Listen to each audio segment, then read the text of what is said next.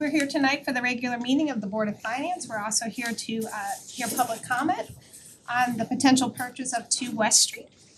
Before we begin, I ask everyone to rise for the Pledge of Allegiance. I pledge allegiance to the flag of the United States of America, to the republic for which it stands, one nation, under God, indivisible, with liberty and justice for all. I'm going to go through how tonight is going to work. Before we do that, Amy, just to confirm, do we need to amend the agenda? Are you able to post it for budget? Okay, wonderful. So we've added a budget discussion towards the end of the meeting, so you may have seen the previous one. Tonight, we have a public hearing on an appropriation for the purchase of 2 West Street for the purpose of providing in-district service support for students in need of special education. The Board of Education is proposing an investment of resources to offer the same or better services at a lower cost. The proposal has been reviewed and recommended by the Board of Education, the Board of Selectmen. This board has received a presentation on the proposal at our last meeting and asked numerous questions. I think our conversation was about an hour, so if you want to watch that, I invite you to do that. You can see that on SCTV. In terms of additional notice of this purchase, a notice for the hearing was published in the Hartford Courant, confirmed by our town manager, was listed in the First Selectman's newsletter and on listserv. Both the Simsbury Patch and CT Insider have published articles on this purchase. The roles of the 3 boards, the Board of Selectmen, the Board of Education, and the Board of Finance, are distinct but related in terms of this purchase. The Board of Education evaluates student needs and will develop and implement the program if approved. The Board of Selectmen is responsible for negotiating the terms of the purchase contract, approving the contract, and authorizing the town manager to sign the contract. We actually don't have a role in that. The Board of Finance, our board, has a limited charge tonight. We are charged with approving an appropriations. We're gonna go back to Schoolhouse Rock for a minute. To fund the purchase price. An appropriation is a legal cap in the amount of dollars that may be spent for this purchase. That's all it is.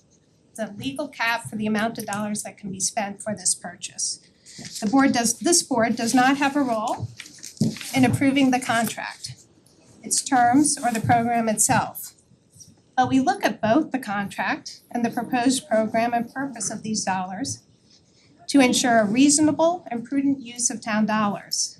This board evaluates, has the Board of Education done its due diligence with its evaluation in meeting student needs at a reasonable cost? Has the Board of Selectmen negotiated a reasonable contract? And then, most importantly, does the town have sufficient resources to fund this appropriation within the context of all the needs of the town? Tonight, we will have a presentation from Simsbury Schools Director of Pupil Services, Katie Crisula, and Simsbury Finance Director, Amy Merriweather, on the program to level set everyone with the same information.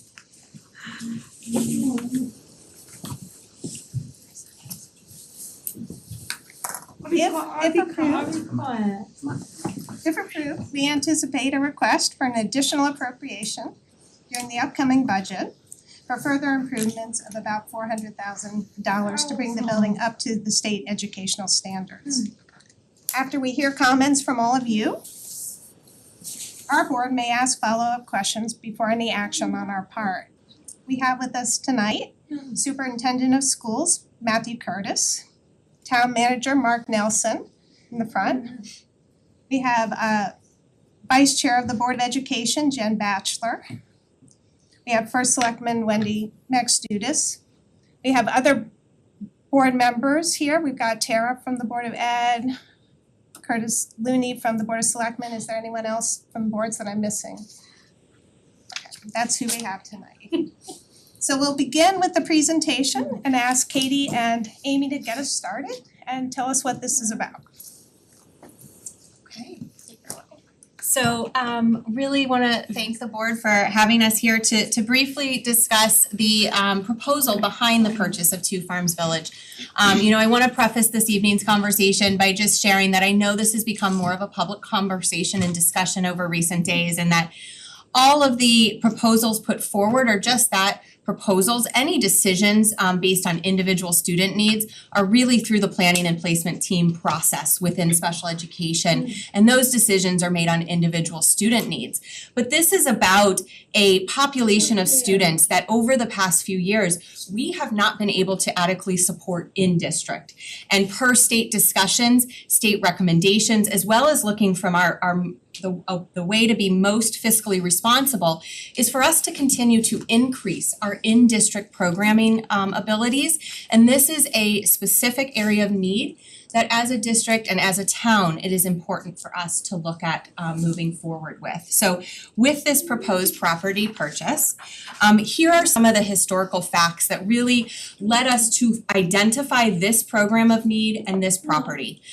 Certainly, it's been talked at many of our town meetings of the increasing costs around special education, inclusive of special out-of-district placements. This is due to both increasing complexity of student needs as well as the tuition rates that our approved special education partners have to put forward on an annual basis. We currently, like I said, in looking at what are our needs and how do we really look at continuing to increase our in-district support, looked at the areas of complex emotional disabilities and primarily students with significant behavioral needs and supports. We currently have 9 students that are enrolled in a similar local therapeutic day school that services students grades 2 to 8 or 2 to 12. We have 3 high school students across the greater Hartford area with this need, and 3 students that at one point in time will be placed at or are placed at our diagnostic center with behavioral needs. So again, I come back to this is an area of complex disability needs that we really have not been able to support within district. And as a district and as a town, it is important that we look at these needs and how do we better support that. So we looked at building another path to success and a pathway that can keep our students in district and support their needs in a smaller, structured, therapeutic and clinical setting. And really wanted to look at this in a phased approach. The slower we move, the better of a community we're going to build, and that is going to lead to success of support to these students. So what is really the vision behind this? Again, it's to build that community-based program, in their community for students where they can really find academic, social, emotional, and behavioral success. That is the key. They are reaching success within their out-of-district, our current students that are placed out-of-district, they are reaching that success. We can do that work here in district as well for future students of need, kids from other towns that might need this, because again, there's a shortage in this area as well. There are waiting lists at these schools. And so we need to increase capacity around building this community and being able to provide an alternative environment where academic needs and therapeutic skills go hand in hand to support students to find success, to feel successful, and to truly be able to build skills that are going to make them their very, very best. So when we look at this, there are certainly, and I don't know if you wanna kind of jump in as well, some program assumptions around this. We looked at many other comparable programs, both operated through in-district, so other towns that have in-district programs such as this, as well as some of our approved special education partners. So I'll turn it to Amy to kind of tandem the financial piece on this. You want me to talk through this? Yeah, Okay. So we really set, as we build this program, we would have to assume that there would be a tuition, as it would be built on having some students from out of Simsbury attend our program. We wanted to make it competitive yet also appropriate for our neighboring towns that they would look to us as a potential out-of-district placement. So as we go through the finances later, it assumes a tuition rate of $70,000. The daily rate is listed. This really looks at, again, a comparison of some in-district programs across the state as well as our approved special ed partners and what their rates are. We feel that this is competitive yet economical for other districts for us to be able to take in tuitions. And it also really, the analysis you'll see later takes into account the excess cost difference that would account for being able to keep our students in district versus out.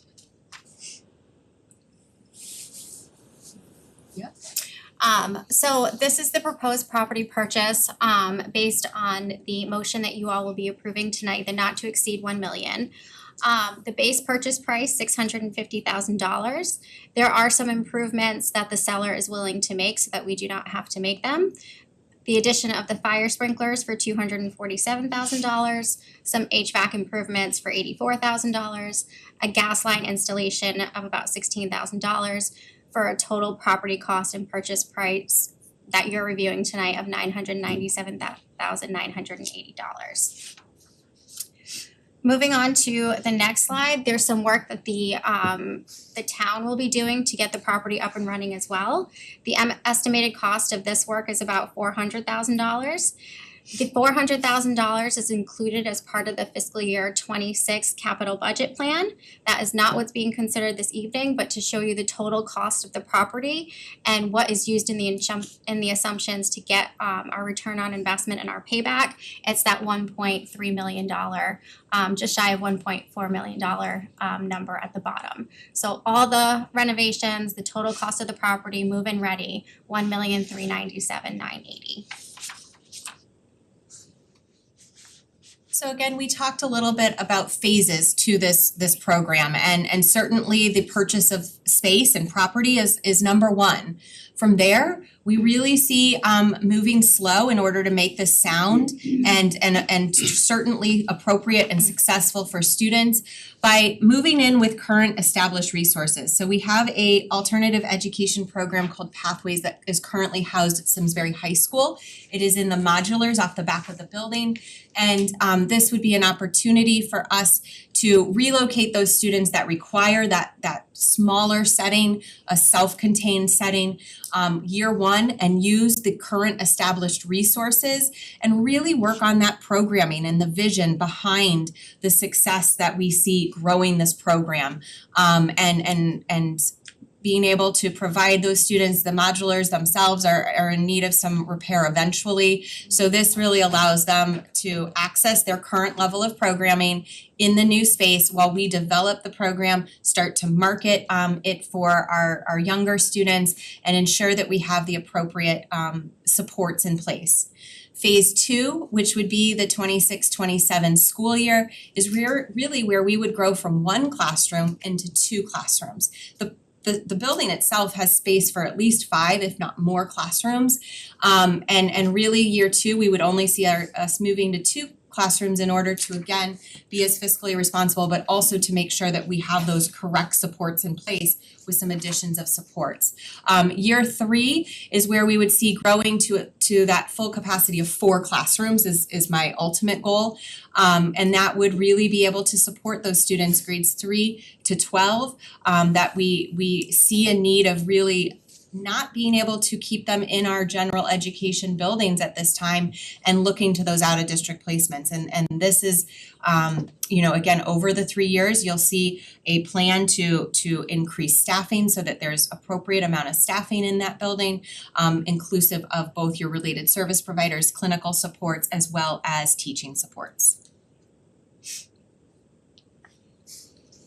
So I talked a little bit about this, but quickly just to expand on phase 1, moving in with those established resources, we want to really, when I mentioned the vision work, that is, let's build the exemplar utilizing our high school classroom, creating clear criteria for student entrance and exit, what's the population of student that we are looking for, and work selectively to market. And then certainly the hope is if we identify students that are ready for a more in-district option. If we have families reach out to us, partnering with our out-of-district families to have conversations as it's appropriate through that PPT process and also to look for those tuition students. So just looking at the financial analysis for the phase one, the special education gross budget up there, 19,199,293. This is the proposed budget for fiscal year 26 that is currently included in the superintendent's budget. And then going back to the previous slide, having the building purchase and the renovations of the 1.3, and then the cost to operate the building, including building supplies, utilities, things of that nature, $85,000. And then since this will become an educational property, it will come off the tax roll, so we will lose tax to the town of about $14,000. So our initial cost to the district to purchase this property, $1,497,800. Phase two, introduce this a little bit. The goal would be to have, again, this is really dependent on the students and the conversations, but 2 classrooms. It could be a high school and a middle school, it could be a high school, middle school mix with an elementary. But again, utilizing current staffing, so that would be the current teacher allocated to our alternative education program at the high school and some paraeducators that are associated, as well as some clinical supports, and then adding supports in the realm of 1 teacher and a full-time clinician, additional paraeducators for that second classroom, and a contracted psychiatrist in order to ensure we have the level of clinical support and really that therapeutic and educational environment to support our student needs as they are individually required. And then certainly the goal would be to look at our students across the state and be able to identify up to 4 of those students, work with their families, let them be a part of that process and that conversation, and then also to be able to provide a few tuition spots, and then to really do that work to create the second classroom as an exemplar. So take the work we do in year 1 and create a second really, really great classroom for learning to support those very significant individualized needs. And the financial analysis for phase 2. So we have on the top the operating budget. So if we did not have the program, our estimated operating budget would be $20,251,946. If we have the program, our operating budget would be reduced to $19,813,002. This is an estimated savings to our operating budget of about $438,000. Savings is in quotes because I like to call it cost containment. Things can happen in special education where costs are increased, children come on. That would not necessarily be savings year over year depending on the circumstances of the students that come into district. So theoretically, we would have a savings to the operating budget of $438,000, taking those 4 students back in-house that Katie just mentioned. Then we would have to pay for our program. So if you go down to the program budget, as mentioned, we would shoot for having 1 tuitioned in student at that $70,000. We would have expenditures related to the staffing that Katie just talked you through, about $532,000. This would be a deficit to the program of $462,000. So if you take the savings from the operating budget and you offset the deficit in the program budget, you're pretty much cost neutral on phase 2 with a partial phase in of the program with a slight deficit of about $23,000 in that year too. Okay. Phase 3, again, the hope is that this would occur in year 3.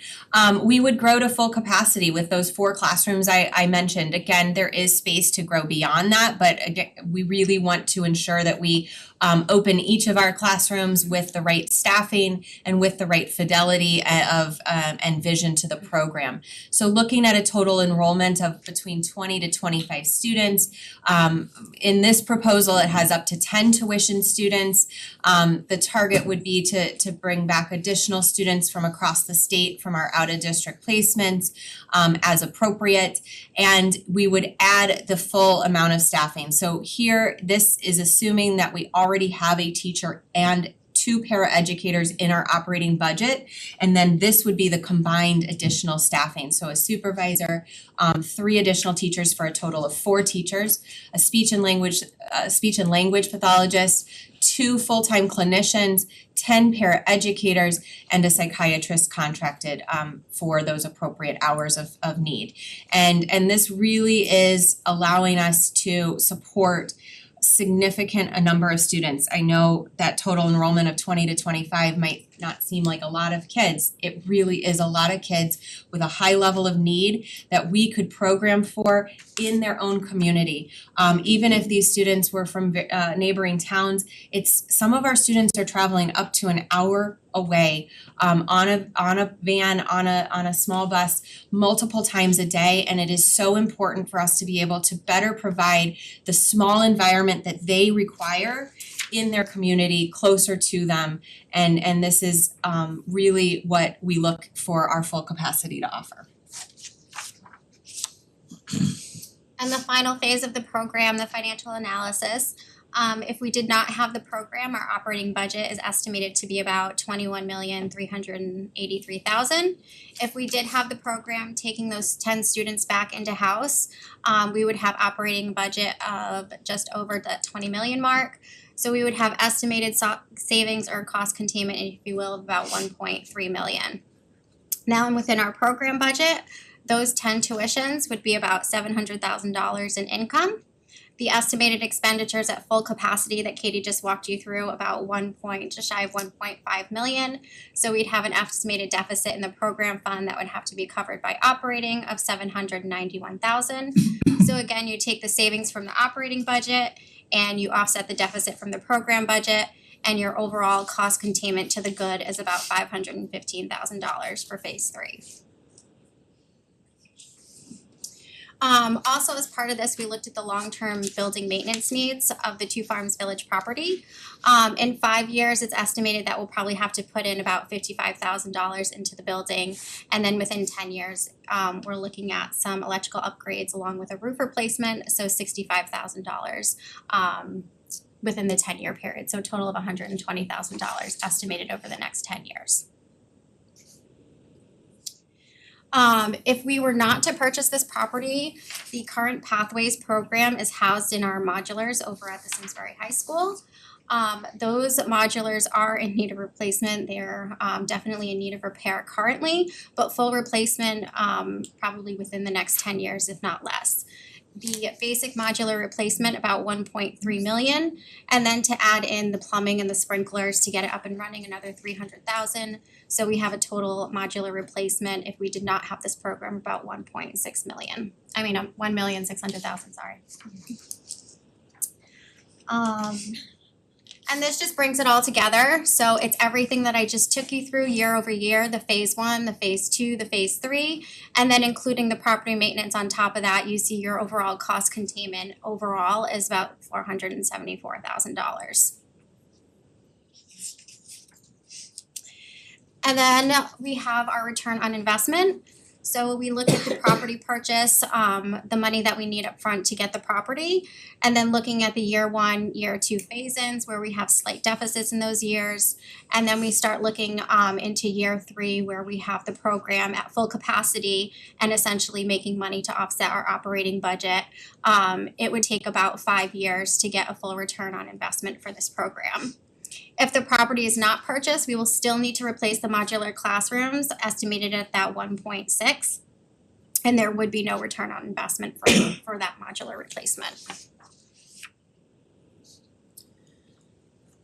So why do we think that this program design and this program vision can work? And we have a proven approach here in Simsbury currently. Our program that supports our students ages 18 to 22. It's the Farmington Valley Transition Academy. It's a collaborative between Simsbury and Farmington Public Schools.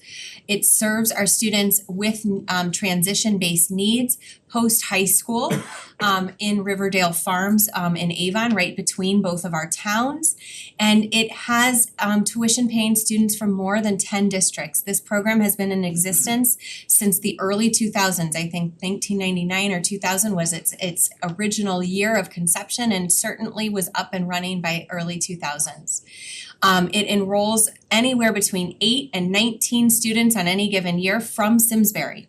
Those are students that if we didn't have this program, would require out-of-district supports to support those transition skills. So this is us 25 years ago coming up with a similar proposal, a similar vision, and a similar financial investment in special education to ensure that our students have the best of the best. And I can tell you, Farmington Valley Transition Academy is known in this state as an exemplar for transition services and transition supports, and that is everything I would like this program to be as well.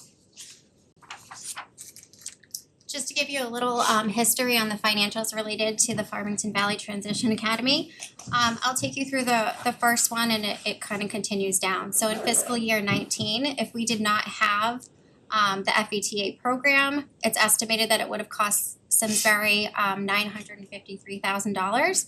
What we actually paid because of the program is just shy of $30,000.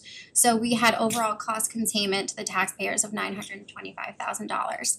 And then that continues on through each of the years in the same format. So just to show, I mean, we go from anywhere from $900,000, $1.3 million, and Simsbury is actually paying anywhere between $30,000 and $100,000. So you can see the cost containment ranges right around that $1 million mark. That's all we have. Great. Well, thank you both for that presentation. We've actually now heard it multiple times because thank you for doing it to the Board of Ed, the Board of Selectmen, our board, twice.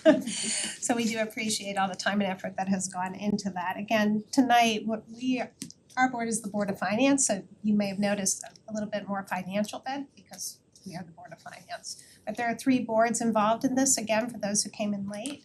The Board of Education will be approving the program and developing the program and implementing the program, not this board. The Board of Selectmen will be approving the contract, the terms of the contract, making sure that it's signed appropriately, not this board. Our board approves the appropriation. The appropriation is the money. Do we have the resources in the town to make this investment? Based on the representations from the Board of Ed and the Board of Selectmen that the program is advisable. We will first hear from all of you and get your comments before we make any decisions. But again, we're only approving the appropriation, not the program itself. So I do want to clarify that for everyone. We'll start with public audience. Each member will have 3 minutes to speak. If you feel like you need more, you can speak again after everyone has had a first chance to go through. We did receive 2 comments in advance from Joan Coe and Lori Boyko, which we've asked our Director of Finance to include in the minutes. So those will be included in the minutes. They had their driveways were frozen over and could not get here to do that. There was a sign-up sheet out front. I don't know if people saw that. It's okay if you didn't, but if somebody has that, do you have the sign-up sheet? Yeah. We'll start with that, and then if anyone hears something that inspires them, you're welcome to speak, even if you didn't sign up. That'd be great. Thank you. So first we have John Fox. I don't have any comments. Oh, okay. Then we have, and I'm not sure I can read this, but I think it's Erica Cuthbertson. Yes. No comment? Is there anyone else who would like to speak? I have some questions. So I'll ask you to come up and just say your name and address because we have to record that for our public And hearing. address? Yes. Okay. And we don't take questions directly, but as we hear your questions after the public hearing, we may ask follow-up questions from the board. That's fine, thank you. Okay. My name is Rebecca Vega and I'm at 27 Shadowbrook Road, West Simsbury. And I have a special needs child in this district. And first let me just say that the people here have a heart. Excuse me, could you direct your comments to the board? Thank you. Okay, sorry, Yeah, no problem. never did this before. That's okay. So it's a bit challenging for me to come out here, but so I really need to know, one, is the program going to have the daily living skills that a lot of kids need? The kitchen, the laundry capacity, is that included in the budget build out? That's one question. A nurse, a lot of them are medically fragile, seizures. I don't see that in the budget. That's pretty important, just for clarity purposes, and there's a lot of concern out there in the population with special needs kiddos. So I guess the big question I have is regarding programming. Right now, the kids that are out of district have very specialized programs. And for my daughter, it's kind of a new way of treating autism. And we went from highly behavioral to almost no behaviors in this program. And it's scary for me to bring her back. And I say that with heart. I think the teachers here are phenomenal. I think with anything, you teach from where you're at. That's whatever. If you're a college grad, you're there. And you have people surrounding you to make you a better teacher. And I think where she's at, it's very, very structured. And I'm not saying that this program would not be structured, but we really have to think about the diversity of students that come back and the programming, because there are kids in, just ADHD is very different than autism or a genetic disorder, or so when you say we're bringing in a couple clinicians, my other question is professional development. I don't see numbers on there to stay abreast of the most recent research and how to treat these kiddos. So those are my concerns, but again, I think everybody I work with in this district is got a heart for my daughter, and I feel very comfortable, and they work with me.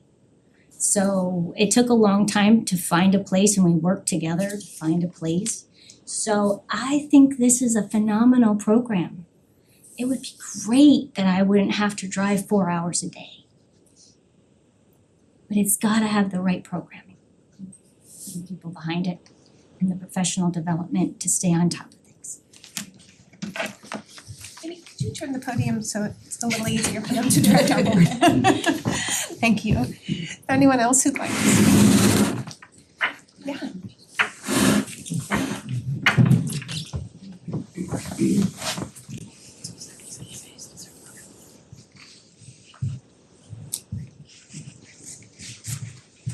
Hello, I'm Lori Slato, 16 West Homestead.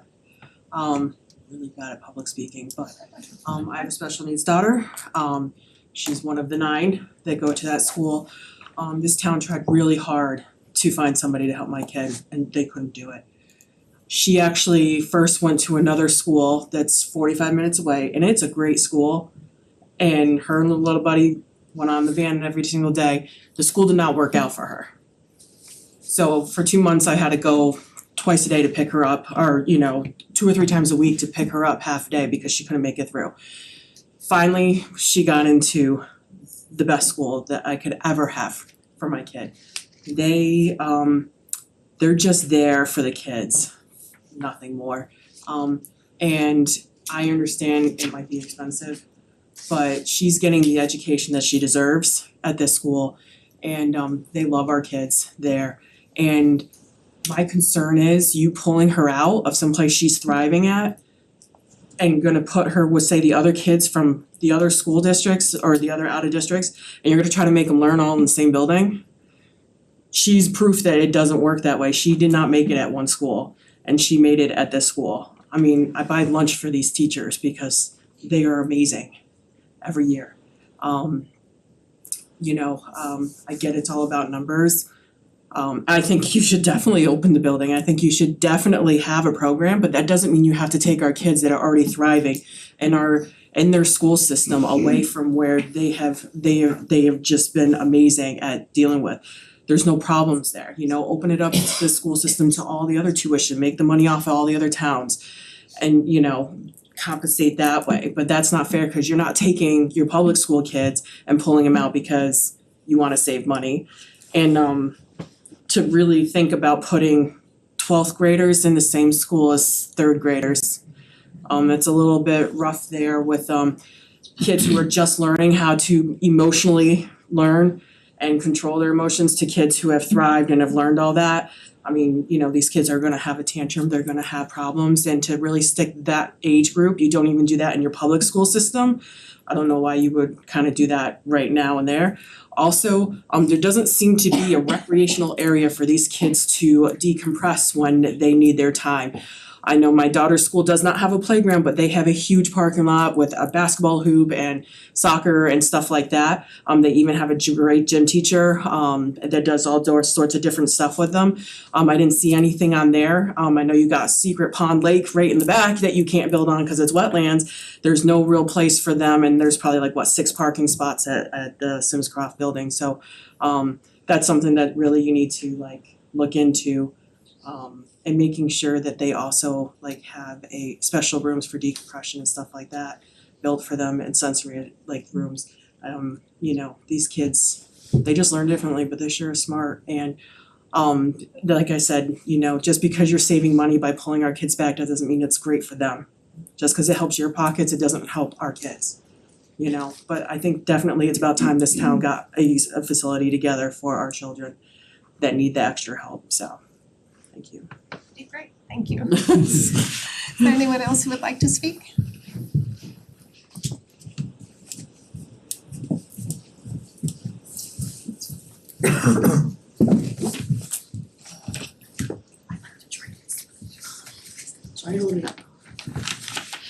My name is Davina Fogel, and I live at 15 Hampton Circle in Simsbury.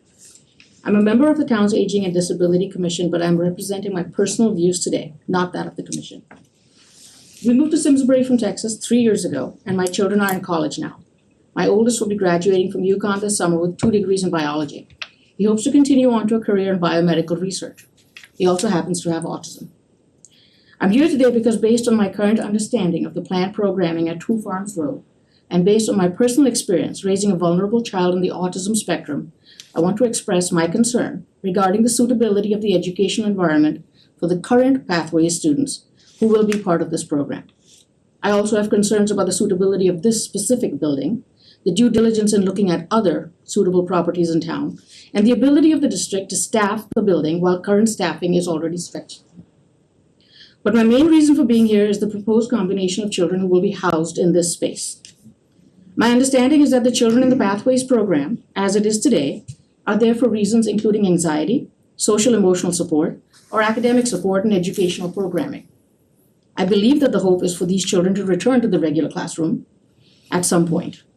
My son, who was academically accelerated, would have fit neatly into this group due to his anxiety and needs for social skill support. However, it is also my understanding that the students of the district hopes to build back have been outplaced due to behavioral issues. Now, the district intends to combine our current Pathways program in a fairly small building with a new and untested behavioral needs program. I have no issue with bringing back our outplaced students back in district. I do have concerns about placing children with academic and social needs in a shared space with a population with very different needs. When my son was in middle school in Texas, he required accommodations for a quiet space for lunch instead of eating in the noisy cafeteria with a few hundred other children. The school's answer was to place him in a separate lunchroom, with children with behavioral issues prevented them from being with their peers. We were not informed that this was being done. I won't go into the details, but I homeschooled my son from that year through high school because the district failed him again and again. It took nearly a decade to undo the emotional damage done out of the district's benign neglect. Of course, that was Texas, and I would like to believe it would not happen in Simsbury. To summarize, I do support the idea of bringing back outplaced students. However, I do not support the choice of this particular building if the plan is to expand the current Pathways program to include students with behavioral needs that had required outplacement until now. Thank you. Anyone else who would like to speak?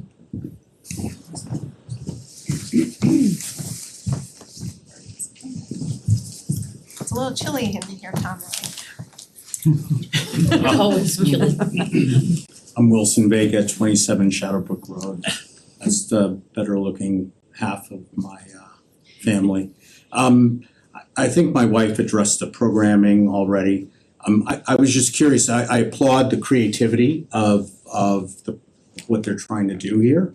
You know, everything we hear is that special education is blowing up school budgets. We saw something that happened in Shelton with the mayor and the school board suing the school board.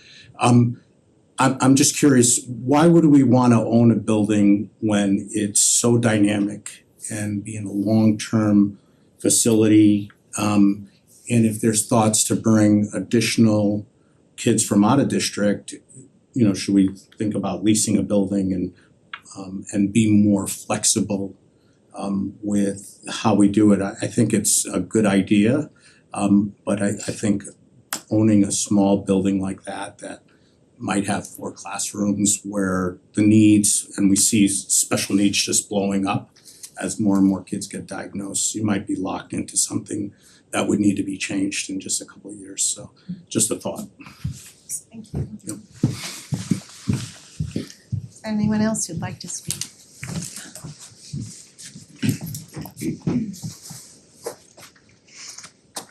Hi everyone, my name is Kyle Sears. I live at 37 Monasung Drive in Simsbury, Connecticut. I am new to town within the last year and a half, and I have 2 young kids who are just starting their Simsbury public school experience. So just wanted to offer a different lens. The reason why I'm here tonight is because I'm a behavior analyst, and I'm hoping that folks who have children with special needs have met people like me.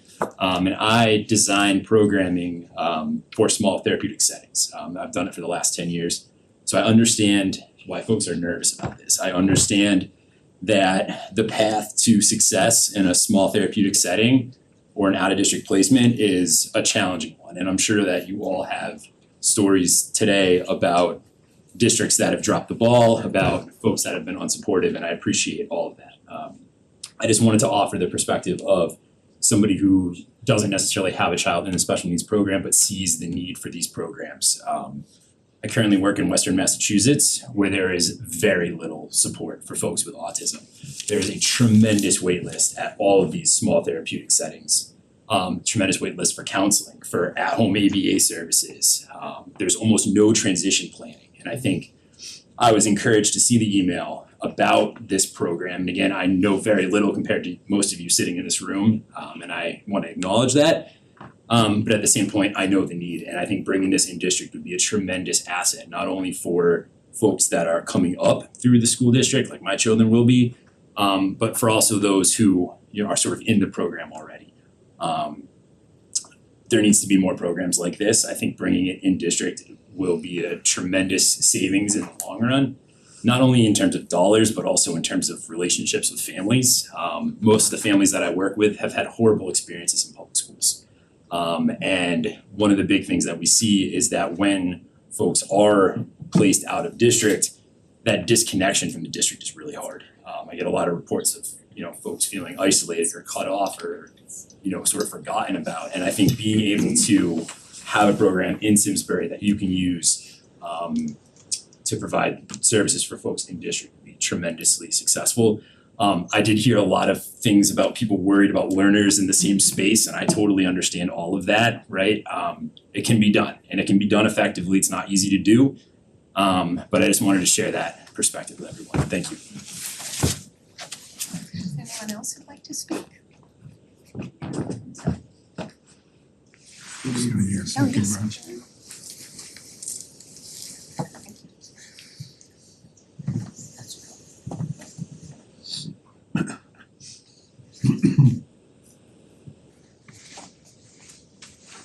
My name is Jane Fox, 11 Cardinal Road.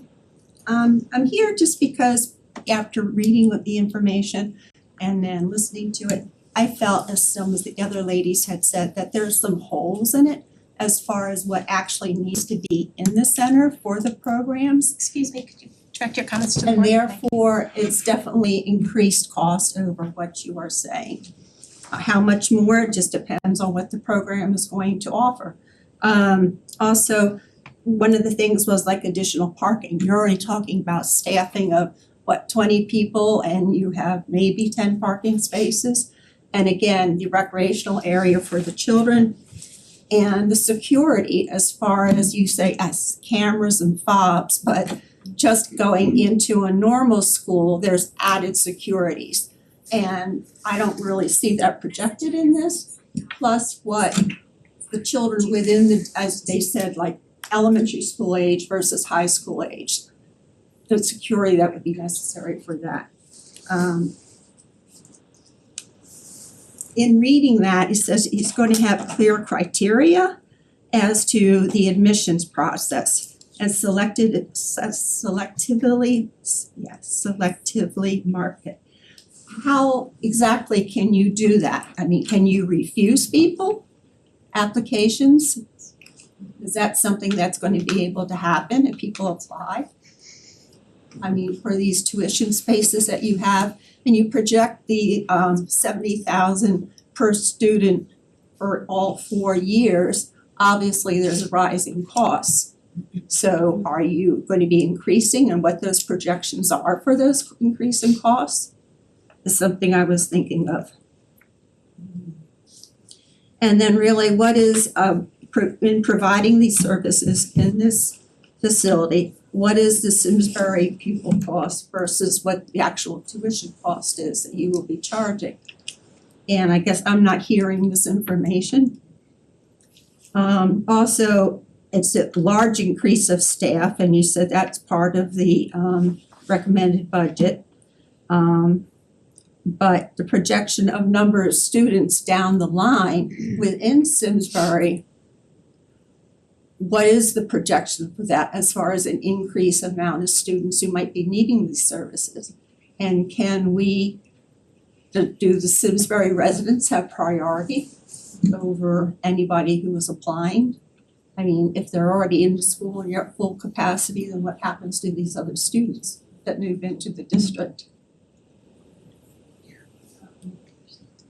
And I guess another one would be the commitment from other towns. Do you have any commitment already? I mean, I know there are waiting lists, but do you have that commitment in line?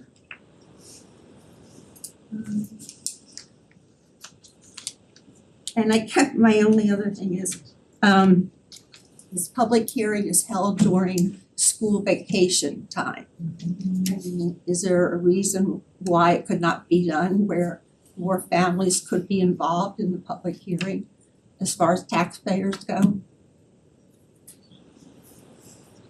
Thank you.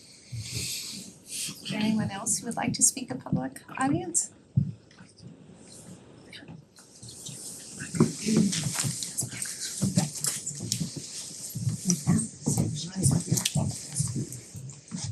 Do you understand everything I said? Hi, Jackie Battis, 15 August Road. I am here for Board of Finance in a different perspective. I looked at the proposal and I saw there were a couple other properties that were considered for purchase. My question is, were any other Simsbury already owned properties looked at? And if they were, if you could speak to them. So was Eno Hall looked at? Was the Simsbury Free Library looked at? Was the Boy Scout Hall looked at? Was the Apple Barn? Because could any of these buildings be retrofitted for less than this in a year where we know we have some big tax burdens? That was it. Thank you. Anyone else who'd like to speak? Ask one more time. Is there anyone else who would like to speak? Okay, hearing none, may I have a motion to close the public hearing? Also move. Second. All in favor, please say aye. Aye. We'll now open it up for questions from the board. I wanted to give Katie, I saw you taking some notes. Just as a reminder, I know that everybody thinks, oh, the Board of Finance is the final decision maker. We're not. We're just approving the appropriation, the dollars. The final decision actually gets made as to what the program looks like, how it gets implemented by the Board of Education, working with the superintendent of schools and with Katie. Even after this, if we approve the appropriation, again, just the dollar amount, it still has to go back to the Board of Selectmen to make sure the contract is all neat and tidy and meets all the expectations of our citizens to make sure it's reasonable and well negotiated. And then it will come back to us again for a second appropriation during the budget for the last piece of it to get it up to state standards if it goes forward. But I wanted to, Katie, let you sort of address some of the programmatic stuff which is out of our lane, but wholly within yours and the Board of Education's. Yes. Let me just say before we begin, because I know it's gotta be frustrating for people who come, get the public notice and understand we're gonna be discussing this program and think this is the time to speak to the government of Simsbury about this issue and for us to say, look, we're the Board of Finance, we have a very limited role to play. But we're not trying to punt on these questions, and I know there are a lot of people from the Board of Education here and our superintendent, and I am certain that they're all prepared to address your questions in detail, and we're gonna hear some of that now. So if you're dissatisfied with what you're hearing from our board, it doesn't mean that the government's going to be silent about your concerns. You just might do it at a different, there are gonna be multiple hearings, this is not a one and done, but Katie. So I think first and foremost, appreciate everyone's questions. I'm gonna try to summarize some of them. I'll ask any of the Board of Ed members or Superintendent Curtis, feel free to jump in. So I think this program, just to clarify the profile of the students within the program, it is for emotional disabilities.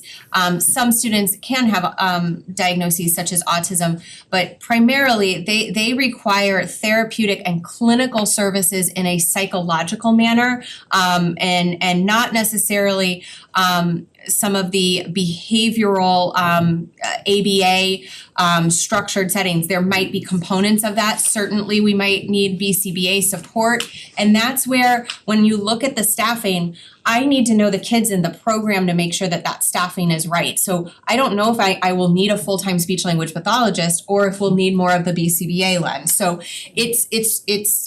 it is the vision, and as we build it from that exemplar is how we will really make sure. The second is all of these decisions, I tried to state this in the beginning, are team-based decisions with a student's family, and in partnership around what that student needs. It doesn't mean that every student that is currently out of district, or even those that are mentioned in that, we are not assuming that all of those students will come back to district. This is for families and students that, again, for all of our students that are out of district, the hope is to get them back into their neighborhood schools at all times. But that's not always appropriate. And so this is really looking at for those students that have gained skills, that have readiness, that are looking for a bridge back into the general education system. We want to provide that and also be able to provide an exemplar program to our area towns. Many of our out-of-district programs, out-of-district partners that I have visited and other districts who have in-district programs such as this, they have students, typically you don't see many kindergarten to second graders placed out, that have students from like grades 2 to 12 in the same building. They're placed strategically, some of our school partners that are close by have students that go from those low grades all the way to high school, and I don't even know if families are aware of that. So it is something that can be done, and I do feel strongly that we can pull this off. I also want to speak a little bit to the current students in pathways. Currently, there are somewhere, again, it goes back and forth based on student need. Right now, there are 10 students in our Pathways program. Not all 10 of those students are appropriate to go to this program. We have students in that program that have anxiety and learning needs. We also have students with behavioral and clinical needs as well. And the goal is to look at those students, work with their teams, and identify which ones are better within that general education milieu and need that required small support, and which ones really benefit from the self-contained setting.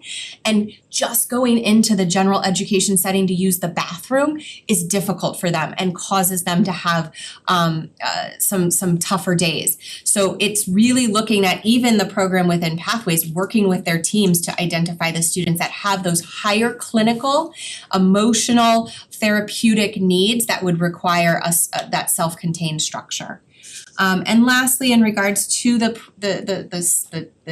building itself and the space, certainly we are going to make sure that those recreational spaces, one of the things that we love so much about the building is it does have a great multi-purpose space that can be utilized for those community building activities, general areas where students need to decompress, but also be able to enjoy their time outside of being just students, and really needing to look at how do we build appropriate recreational spaces. It does, the property has a rather large parking lot. I think it has almost 30 spots in it. So the hope is that we are able to also ensure that we utilize that space and do similar. There's, basketball hoops at pathways, those kinds of things.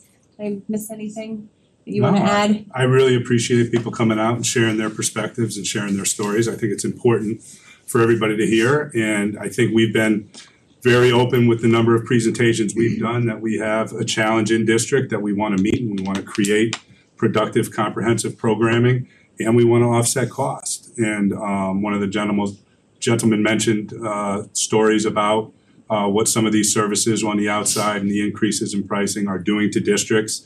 And it may not be for everybody, but we need to figure out a way to compete in that market and do it very successfully. There are other districts that have done a great job of that, having in-house programs that tuition in. We've done it successfully with Farmington Valley Transition Academy, and I feel comfortable that we, over time with the phases, we're talking 3 to 4 years here, a productive build out that will support our families and support our kids. Up to board members for follow-up questions? Just a macro point, if I could. We were talking about whether or not to appropriate a sum of money. Now, Bert raised the point. A lot of these points made were heartfelt, and I'm glad you could come here. I'm glad you could share your views, and it's a government hearing. I have a problem. Do I have to go to the right committee room meeting or the right board? And I thank you, Madam Chair, for your being expansive in the view. We don't talk about these things in Board of Finance. They're not really our business, but it's to the good of the town that these questions can be raised, and we have people here who can't answer them. Macro view, Simsbury is known for, and people come here because of its education program. It's outstanding, it's excellent, it's one of the best in the state. And I think it speaks well for Simsbury that we also care about special education, not just sending people to prestigious colleges and universities. We care for everyone, including people who need special education. So good for the Board of Education. I think the proposal is sound, it's forward-looking. I like it when you see boards looking not just how do we make it through this budget season, but what's going to help us tomorrow and the next day.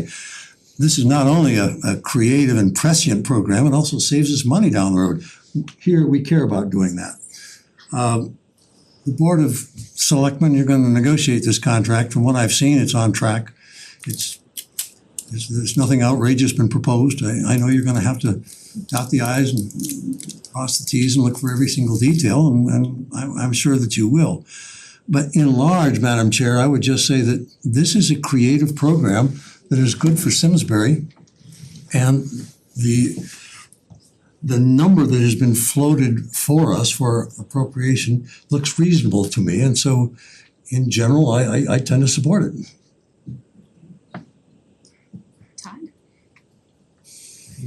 I've had opportunities to ask a lot of my questions already. I just said a lot in this board, previous boards. I always very much appreciate people coming out, and especially when they're not comfortable speaking to the cameras and to the boards, because that just shows to me the level of commitment and interest that people have, and it always teaches me so many more things than we ever get in presentations. So I very much appreciate everyone's comments tonight and when they send them in. So thank you very much for that. We have Mike online. Mike, that's Mike Doyle up there. Mike? Oh, you're on mute. Muted. He's not on mute, it's us. It says he's not on mute. But you sound like you're on mute. His little red thing isn't there. Hold on, we can't hear you yet.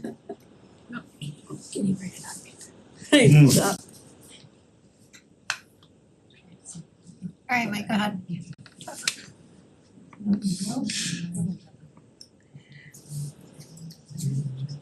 I have Mike on my speakerphone. Try it. Mike, can you call my cell? Oops.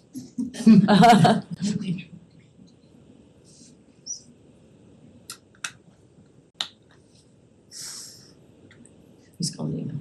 Mary's call again. He's calling. The Bluetooth is not connected. Does it have to be on? Oh, here we go. I've got him. Hold on. Mike? Oh, he just hung up.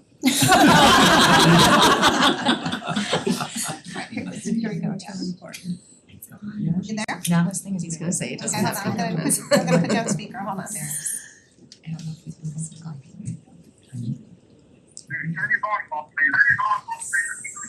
Okay, I've got it on. You wanna try? Thank you very much. I'm gonna turn my audio down so I don't get feedback, sorry.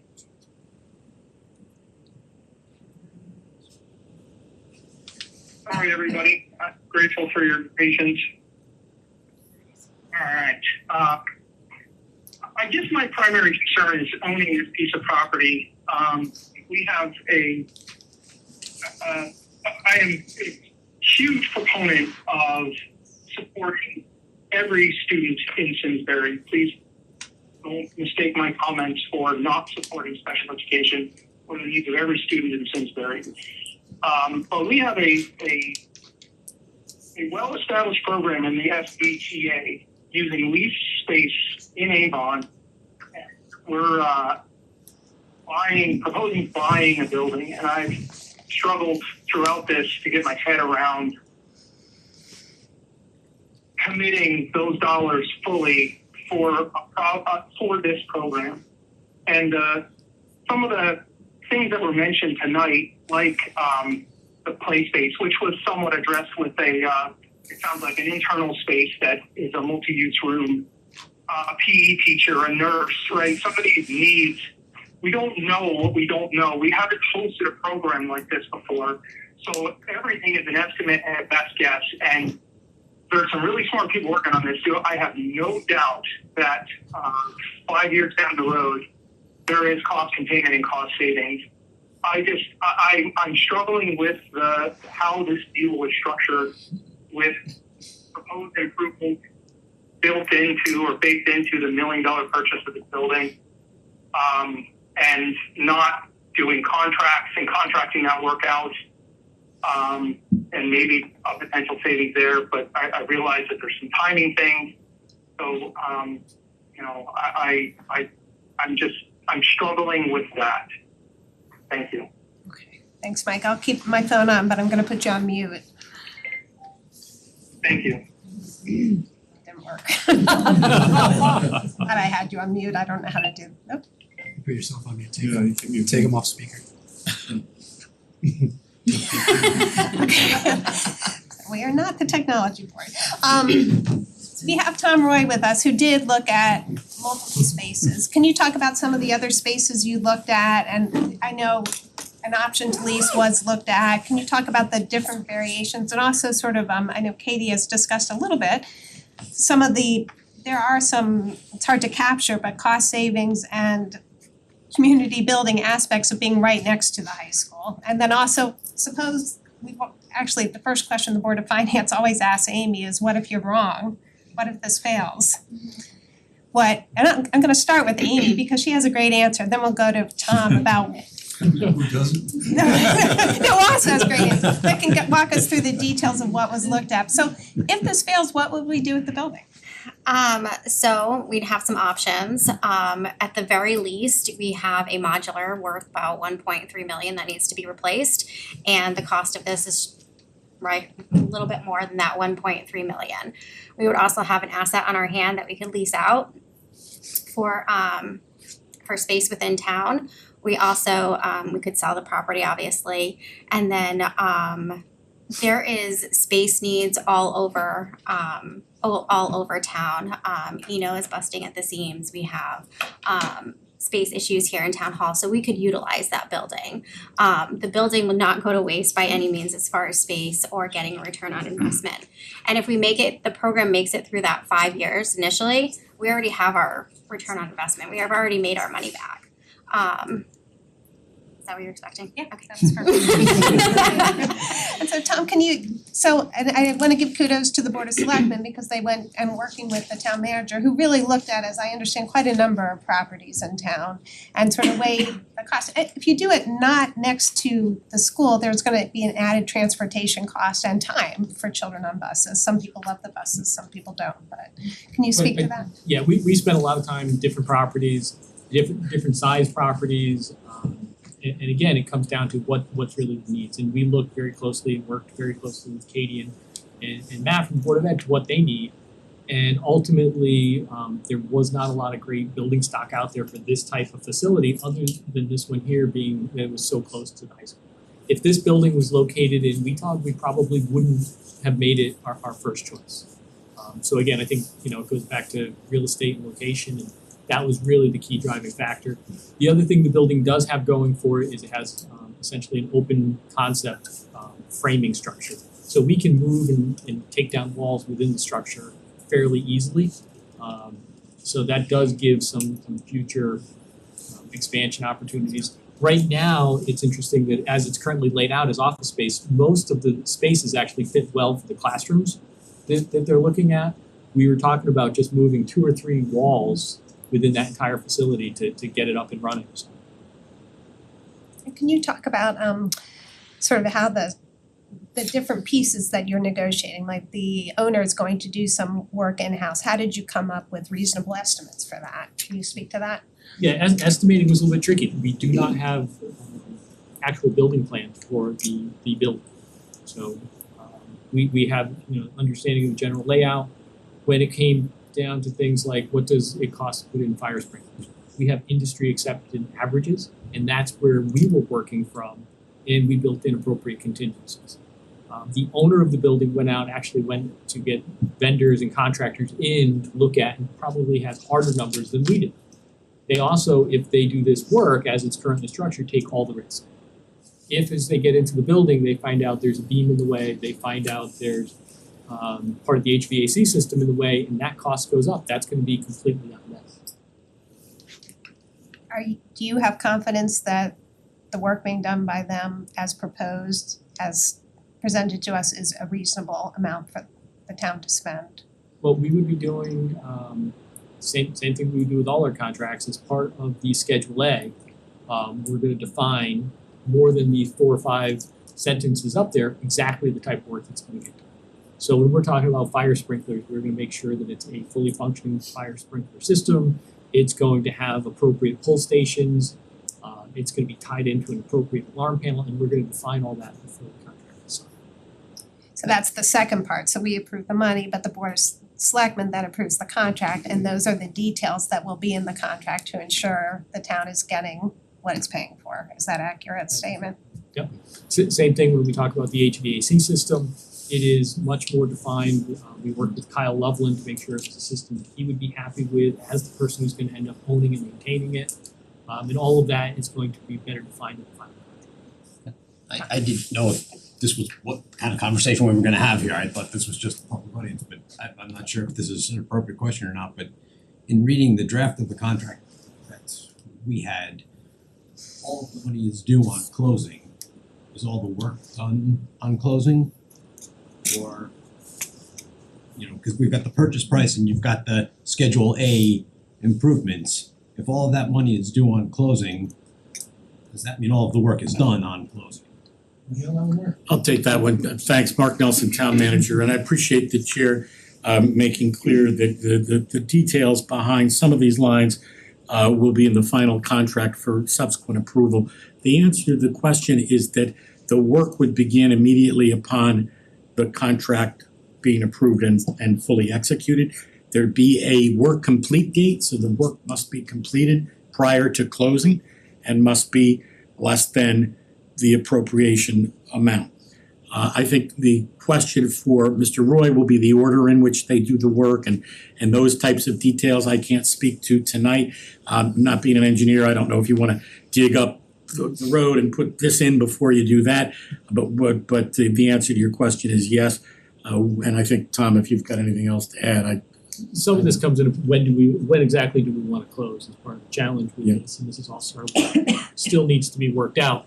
Especially with some of this work, both for the sprinkler system, they're gonna have to bring in a new water line from the road. DOT is only gonna let them do that during the spring. We can't do it this time. I mean, I'll leave that to you. I share some of Mike's concerns. I think that he was bringing up that all of that is in the contract. And you've got the purchase price and we can get comparable, we've got appraisals and we can compare that. But the work, are we doing the right amount of diligence to make sure that that Schedule A price is a competitive price? And then also, I saw that, we're paying it on closing, and I just didn't know the order of, like, are we paying for work that hasn't been done yet? That didn't. The numbers were in range of what we'd come up with our preliminary estimates. There was nothing that looked terribly far off. I know originally when we had the meeting with the Board of Selectmen, Selectman Antonio pulled out a couple numbers he didn't agree with. Some of those numbers aren't there anymore. He narrowed it down to just those 3 items. and if I could just add, I think, and this detail would be in the final contract, but almost like a construction loan could be dispersed. Obviously, there would be a down payment, and you wanna make sure that the work is being done according to Mr. Roy and the town's oversight, even though we don't own the building yet. We've got a vested interest in making sure that the work is being done timely and up to our standards. So there would be I would say a continual oversight and back and forth leading up to the closing. But the closing would not occur until the work was completed. And I think that if I could just add that once we own it, our bidding procedures would be subject to other things that obviously the owner could potentially make some of these changes less expensive. And that was one of the considerations that we wrestled with.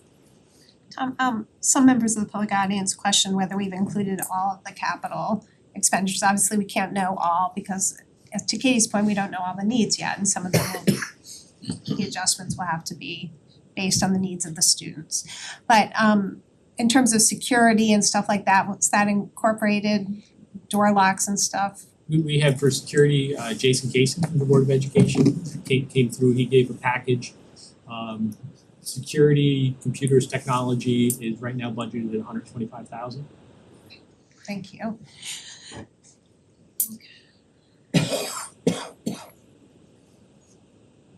So I have a question. At our last hearing, I asked you what I thought was an easy question. All things being equal, don't you feel that it's better to have these kids in school within the community? And you said yes. And what I'm hearing from the parents that hadn't been an issue for me is that all things aren't equal. And for some kids, it would be a bit of a trauma to have to leave one program and come to another. But are you confident that we're going to, according to that 5-year plan, fill our classes with kids from the community for who will benefit from being in this program over that time period? I am very confident that we can make this a program and fill it. I think again, I say yes because we have the tried and true of Farmington Valley Transition Academy. Those students, those of you that don't know a ton about the program, it used to be housed in Hartford, and we recently relocated to Riverdale Farms, which is in their community. And the amount of just, these are students that are ages 18 to 22.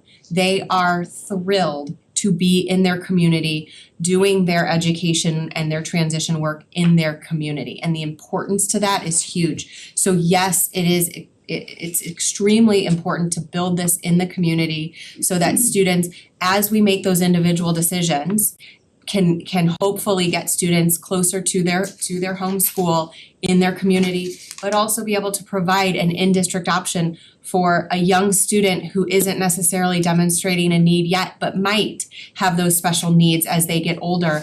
And therefore, we don't have to try one or two different schools. We have an option here in district to support that student's needs. Thank you. Matt, you've already just when this went out on CT Insider, you got immediately inquiries, do you have space?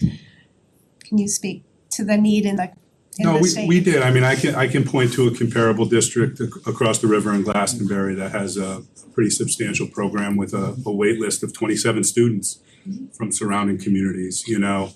I think parents that do have students that are outplaced recognize as well, there's not a lot of empty seats in transitionability right now in that market to place kids. So to Katie's point, even new developing needs of our students, even on a shorter term diagnostic type situation, to find relief and support and then transition back into our home buildings. But we've received more than one inquiry about districts asking about tuition payment for next year. Thank you. Well, what I heard is, if this isn't the best program for a student, we're not gonna have them go here just because it's here.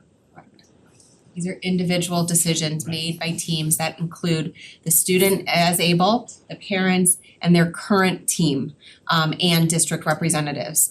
We as a district always stay closely connected to our out-of-district students. We are not a district that sends them out and hopefully they feel a part of the district. And that would be a team decision. So somebody's thriving somewhere else, just because we open this up doesn't mean they're coming in. Will the owner lease the space? I'm sorry. Oh, we can't speak? Yeah, we close the public audience. You can ask after the meeting though. Okay. Katie, can you just say that one more time to make it crystal clear, Jessica Priest on the Board of Ed, about the decisions for people coming home and no child is gonna be forced to come home. No. Unless it's in consultation and the parents accept and want that to happen. Yeah, so it's a team decision and the parents are a collaborative part of that team. Their voice matters in the planning and placement team process. And certainly it has to be in the best interest of the student. I always say when we go into those planning and placement team meetings, we have a student in the center of the table. And it is always important that the needs of that student is prioritized and discussed and everyone is heard and listened to as to why we think some decisions should be made or shouldn't be made. And I that is why you don't see the 16 students that we currently have outplaced with a similar profile all considered back in. I don't believe that is the right choice for any or all of those students at this very moment. These have to be team discussions with their current teams, with their families, and that is also why it is going to take us several years to do this, is because the first thing we need is space. And then from there come the programming, the conversations, and the discussions, tours, meetings, all of those things come in future years and in future conversations. I see Mike, I don't know if you're trying to. We can try one more. I'm muting you. Is there anything you wanna add? Is good? Okay. Mark wanted to. Mark, you had something you wanted to add? Chair, I just had written a note to myself and to an earlier public comment, I believe, let me say next, in fact. The estimate, the financial estimate held the 70,000 constant throughout the years of the analysis. And I just wanted to give staff an opportunity to comment in case I'm wrong on this. But the idea was for the fiscal analysis to give you the most conservative number we could. I think, my own view was that 70, based on the regional average of tuition payments, I saw a higher number to begin with. Katie, can you just check me on that? Yeah, so certainly every year we make a decision on FVTA's tuition for the upcoming year, and it is a percentage of growth that encompasses our increase in staff costs. So yes, every year that $70,000 will be re-looked at with a business team, and decisions will be made at an appropriate growth rate. We feel confident that we can make good tuition increase decisions. Some of our partners, we've had increases over the last 3 to 4 years of 5 to 21% increases on an annual basis. And the state has no say in those increases.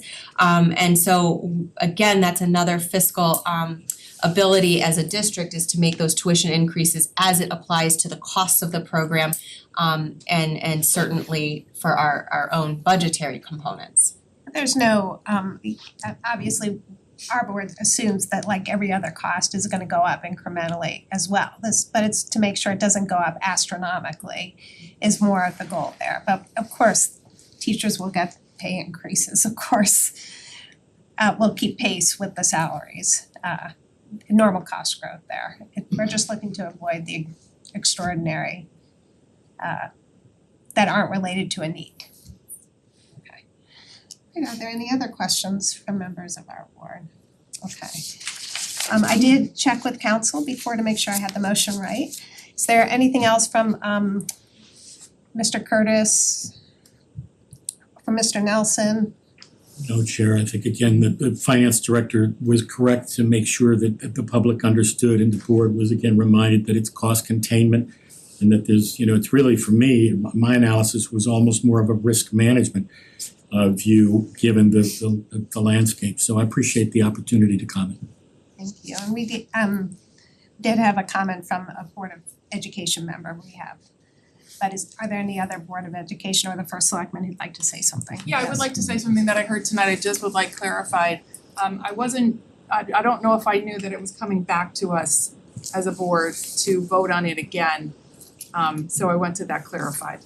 So by charter, this board is not allowed to approve the contract. Approving of contract is by you. I don't know what your process is. If you've already approved the contract, then you're done.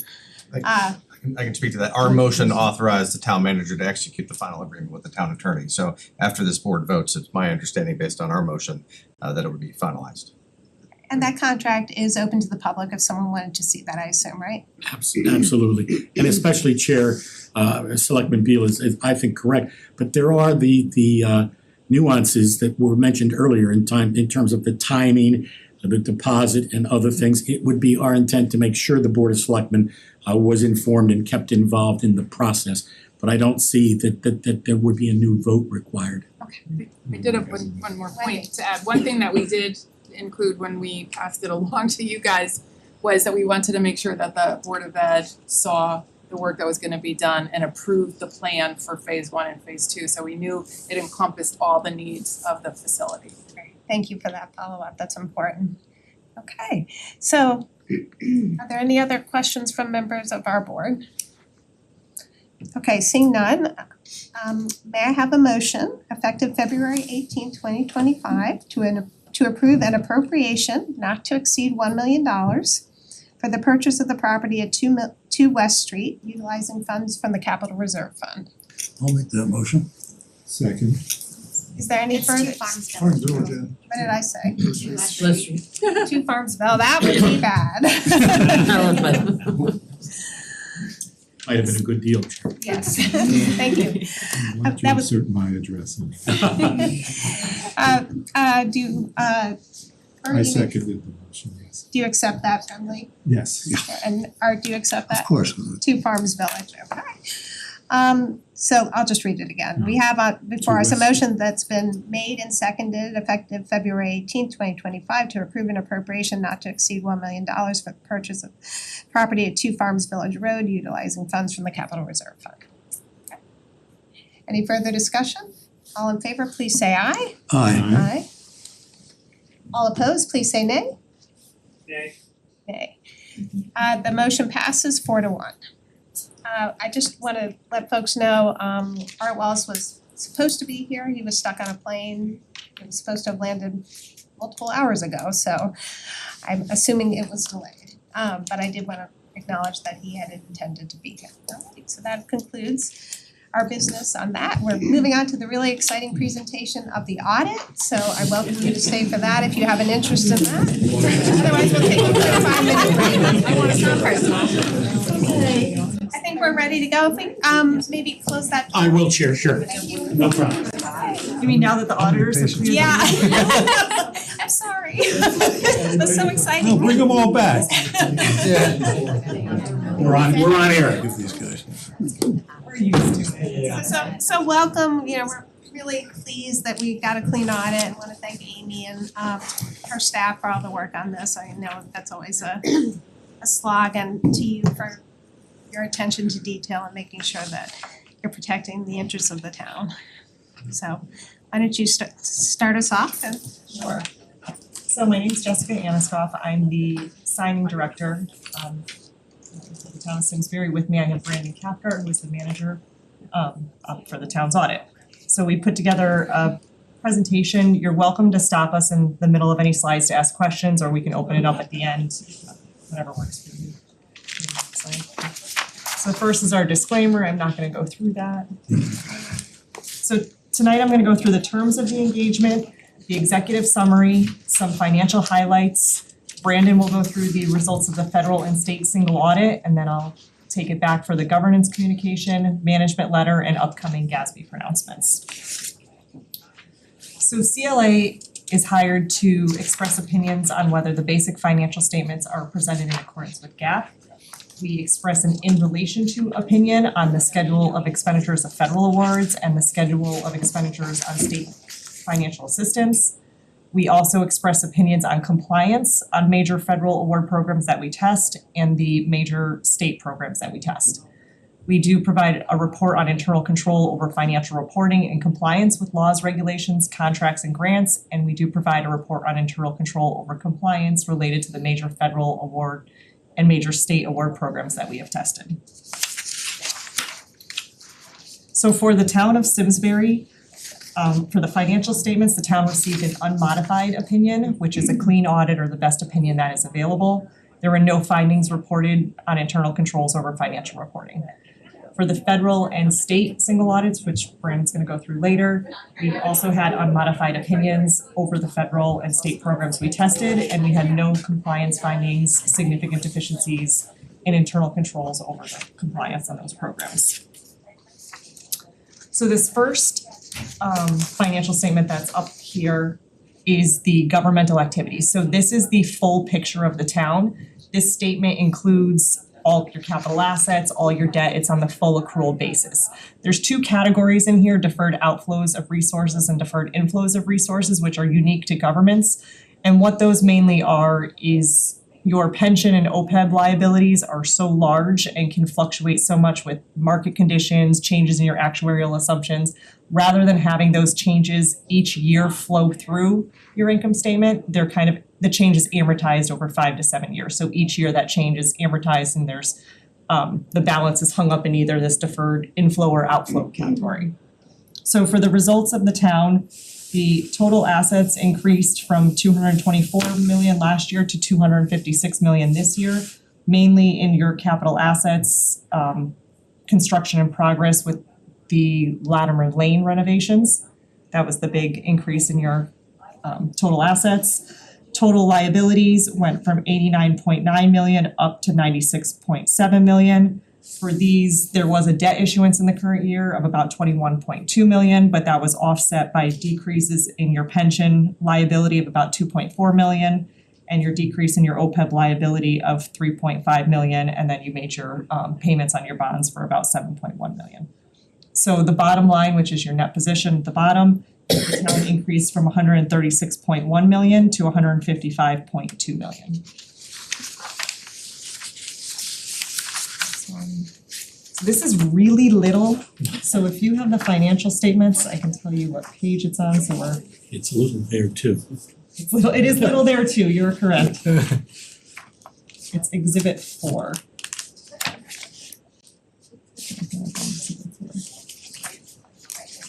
I'm gonna read it off the financials because I can't even read this. Alright, so the first column, which again you can't read up here, is the general fund. That's the main operating fund of the town. Page 24. I say page 24 if you have it in front of you. Okay. Now you're testing our technology ability.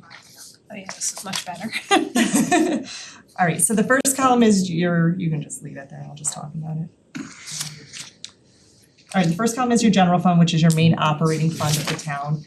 The other funds in the next 5 columns here, the sewer use fund, the Board of Ed programs fund, the capital project fund, the ARPA fund, and the state and federal education grants funds. These all met the requirements of being a major fund this year, so that's why they're all listed. There is another column, which is the second to last one, called non-major governmental funds. This is the aggregate of all the funds that are not major. So there's a schedule in your financials that are B1 and B2, which is several smaller funds that roll up all into this one column for the non-major funds. So just to go through the results of each of these funds, the general fund had an increase in fund balance of about 1.8 million. So it went from 19.8 million or 19.9 million last year to 21.7 million this year. The sewer use fund had a decrease of about $2 million. So it went from $8 million to $6 million. Your Board of Ed programs fund had a slight decrease of $64,000 from $798,000 to $735,000. The capital project fund was in a deficit last year of 1.6 million.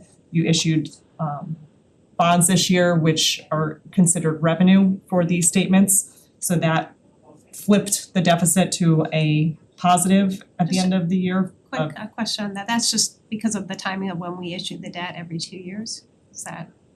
In the governmental funds, the debt issuance is actually revenue. So yes, it could be the projects are paid and then you issued the debt to kind of replace those funds. So the capital project fund balance can flip depending on what year you're in. So that ended the year with a positive fund balance of 7.5 million.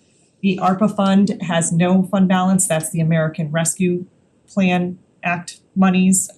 There was revenue and expenditures this year of 3.7 million, 3.8 million. So the revenue matched the expenditures, which is why you have no fund balance there. And the state and federal education grants increased 298,000, so that fund was in a deficit of 606,000. Now it's in a deficit of 308,000.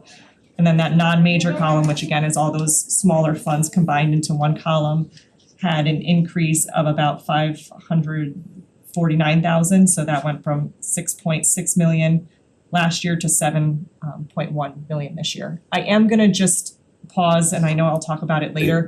We did adopt a new standard this year, GASB 100, right? 100. So that presentation at the bottom is kind of newer. So the state and federal education grants last year was not a major fund. So now there's this, gotta love GASB, all this stuff at the bottom that basically says, this is what was reported last year, now this is the change because of the movement and where the fund is in your financial statement. So this adjustment at the bottom is actually just moving it from that non-major column into the major fund column. So it's a lot of language at the bottom, there's no restatements, there's no adjustments, it's just that new standard requires the financials to point out if a fund moved from that non-major column to another major column or vice versa. If it went to non-major, you would see it going the other way. So that's kind of all those extra lines at the bottom that you're seeing this year. Why would that show a deficit? It could be timing of payments. I'd have to see what's specifically in the fund. But I can provide you an analysis if you'd like.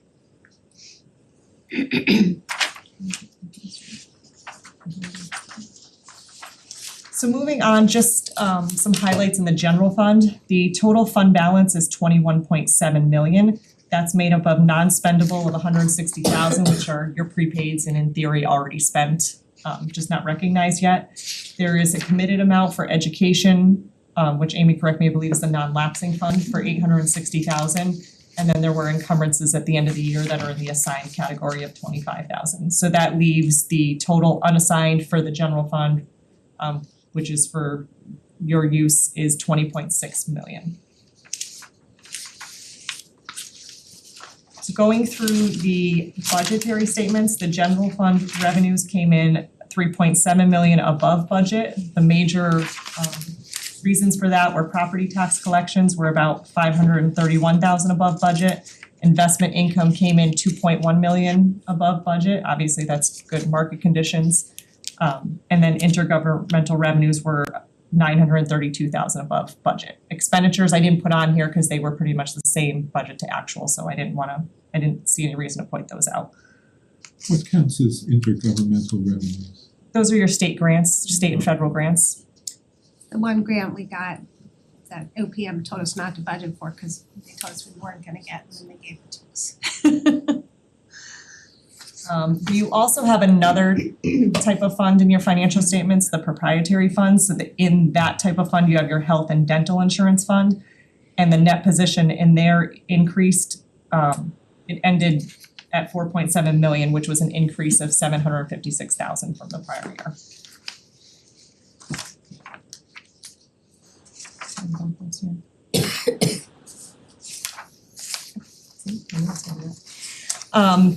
You also have your pension and OPEB funds. So these are the funds that you have set aside for your pension and OPEB liabilities. So you have 3 pension funds, the general government pension fund, the police pension fund, and the Board of Education pension fund. Those are your first 3 columns, and then you have your column for your other post-employment benefit trust fund. So just going through each of them, the general government pension fund increased fund balance by about 1.6 million this year to 29,000. The police increased fund balance about $1 million to 21.5 million. The Board of Education increased 1.1 million to an ending 29.2 million. And OPEB also increased 2.5 million to 24.2 million. The big increases this year is the good market conditions at 6/30/24. That could very easily flip these funds one way or the other, so this was a good year and the pension OPEB funds show that. How do you audit for our payments of other post-employment benefits since we're not utilizing the trust fund yet? How do you sort of make sure that we're paying those appropriately? Do you? So the payments for the retirees, they are moved into the OPEB fund. So there's a revenue and an expense in the OPEB fund for benefit payments. Where does that show? So you see that up there? So under you have your additions, which are your contributions to your employer and your plan members. So that's the employer is what the town contributes, plan members is what your plan members contributes, kind of self-explanatory.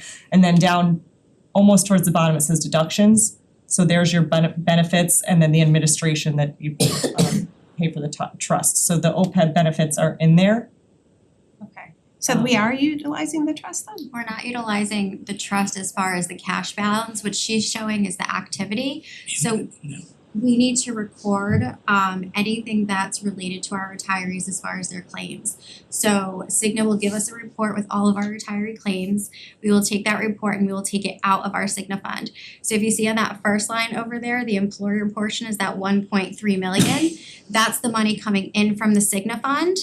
And then the benefits at the bottom, that 1.321, it matches that number on top exactly. That's the money coming out of the OPEB fund. So we're capturing those retiree payments, but we are not using our actual cash balance from the OPEB trust.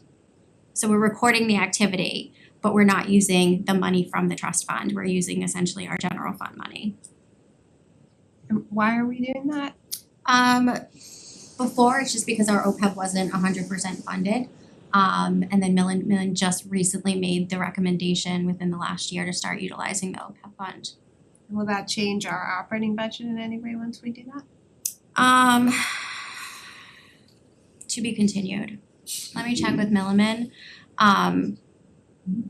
It would change, it's not gonna change our operating budget because that doesn't come from the retiree, but it could change the Cigna fund, which would have an impact on the operating budget.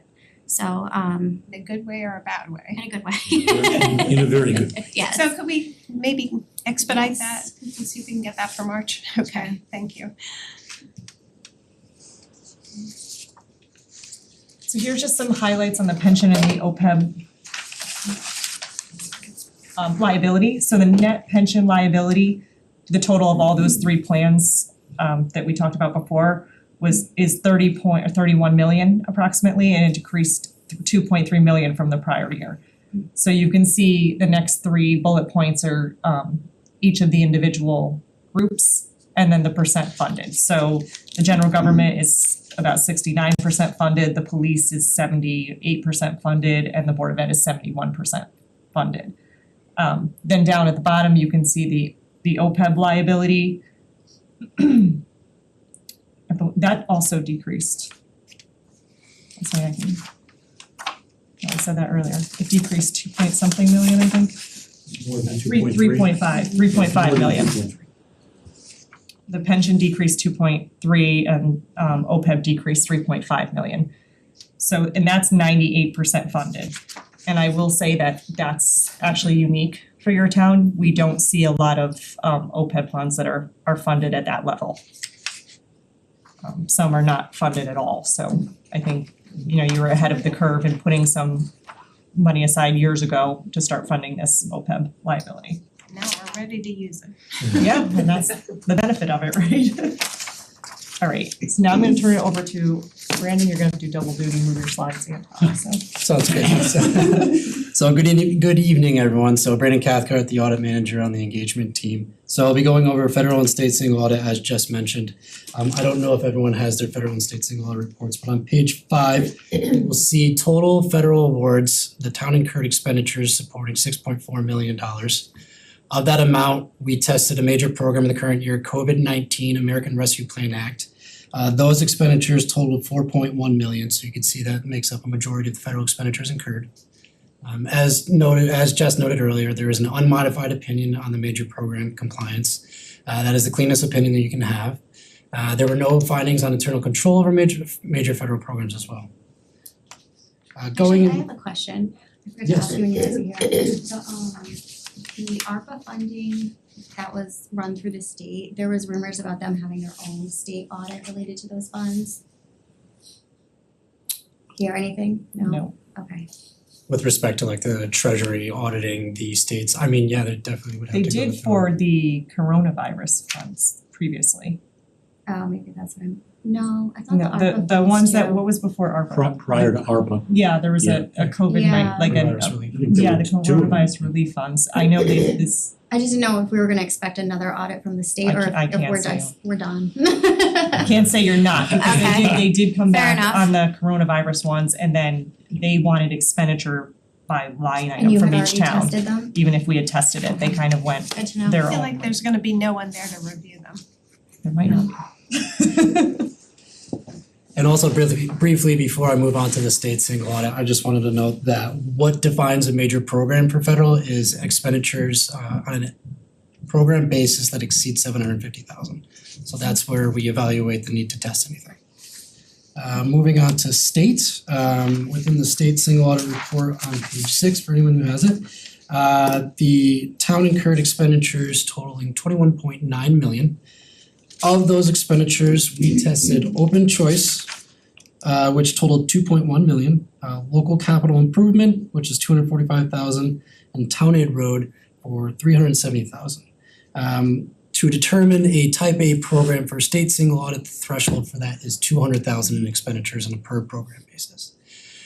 In addition to federal, there is an unmodified opinion on the major program compliance, the cleanest opinion you can have, and no finding on internal control over the major state programs. Great, so jumping into our required communication, as I said before, there was a new accounting standard implemented this year, GASB 100, which is accounting changes and error corrections. And you saw that with the state and federal education grants with the new major fund. Inherent in any financial statements are estimates. In Simsbury's, you have the net pension liability, the net OPEB liability, the fair value of investments, and the IBNR, the incurred but not reported healthcare costs. So we do additional procedures on these. It just so happens that all 4 of these have a third party involved. You have your actuaries with the first 2, you usually have an investment statement with the third one, and then I think you actually use an actuary for the IBNR healthcare costs. So we utilize what the actuary has just to make sure there's no management bias in these estimates. We did not have any disagreements with management. Management did not consult with any other accountants, and what this would be is if Amy had come to us with a question and didn't like our answer or didn't think that she wanted to do it her way and then kind of went opinion shopping to find somebody. None of that happened during this audit. We didn't have any difficulties encountered in performing the audit. There were some uncorrected misstatements for improper revenue recognition and a small overstated intergovernmental accounts payable. These are not material items, which is why they are on the uncorrected list, which is attached to our governance communication. It's in the back of that. So management is aware of them.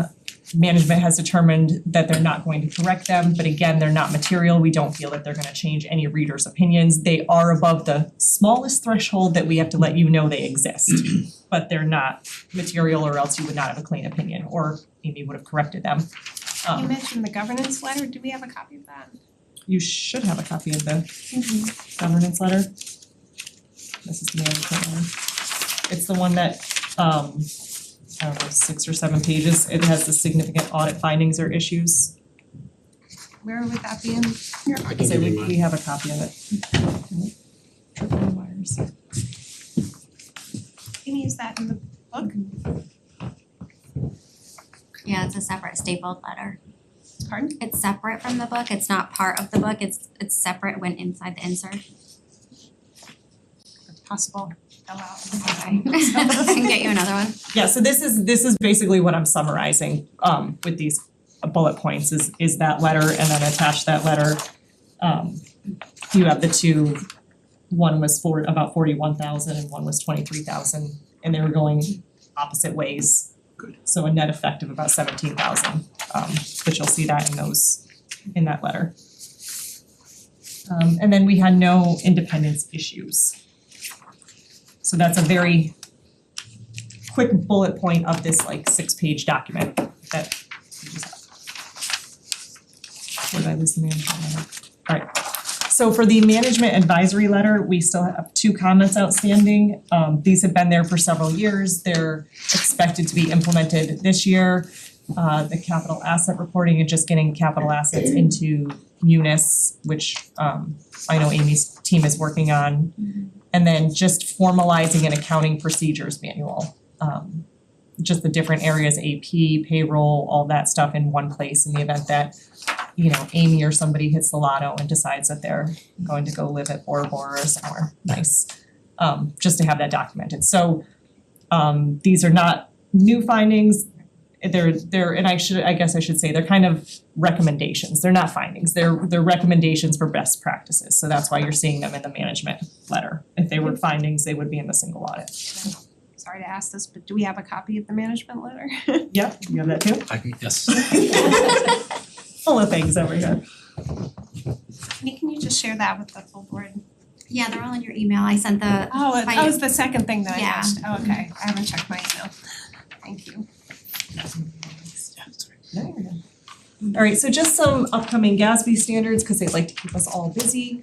For 2025, we have statement 101, which is compensated absences, which we'll obviously talk to Amy about this year. What the board tried to do was, when the original standard came out, and I feel like it was like 14 or 15, so obviously we're at 101. Since then, there's been different types of leave, parental leave, I don't know, military leave, like they tried to encompass all the possibilities into this standard. And then they tried to come up with a more streamlined, I don't wanna use the word streamlined, more consistent calculation from municipality to municipality. So there's some more clarification on how they want it calculated, what should be included, and if it's more than likely that you're gonna pay it out, you need to include it now. So again, it might change your calculation a little bit. We'll obviously talk to Amy about that for this coming year.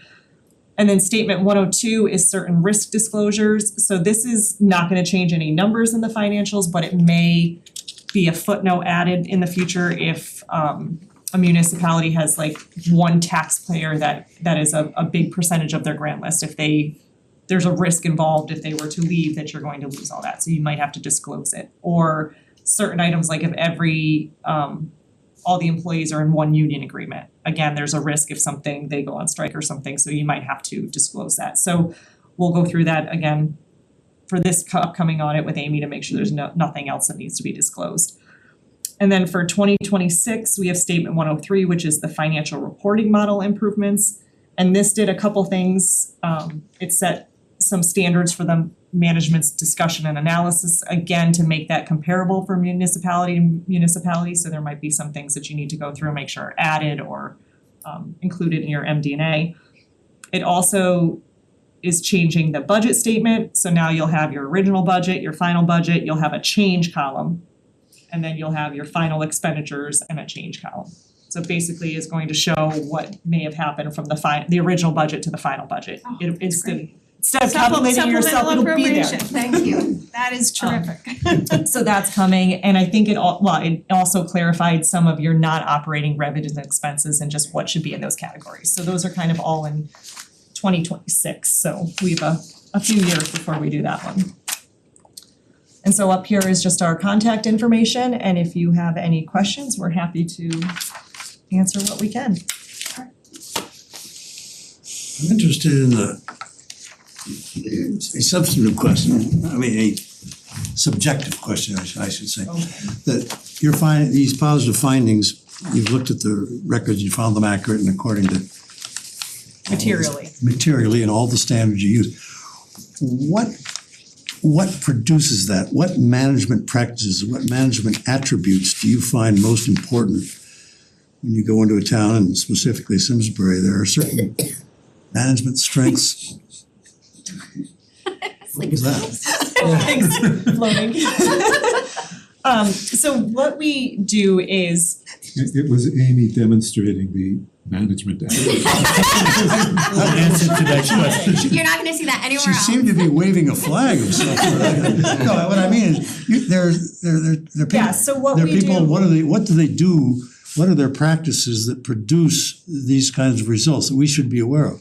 So I guess I'm gonna take this from what we look at from an audit approach and how we determine what to look at. So when we come in for our preliminary procedures, we talk to different people, we look at the controls that are in place, we look at any areas that we think might be high risk. If there's a control not there, then we might look more into a certain area. There's just areas that are inherently high risk, wherever you're collecting cash, because obviously cash is cash.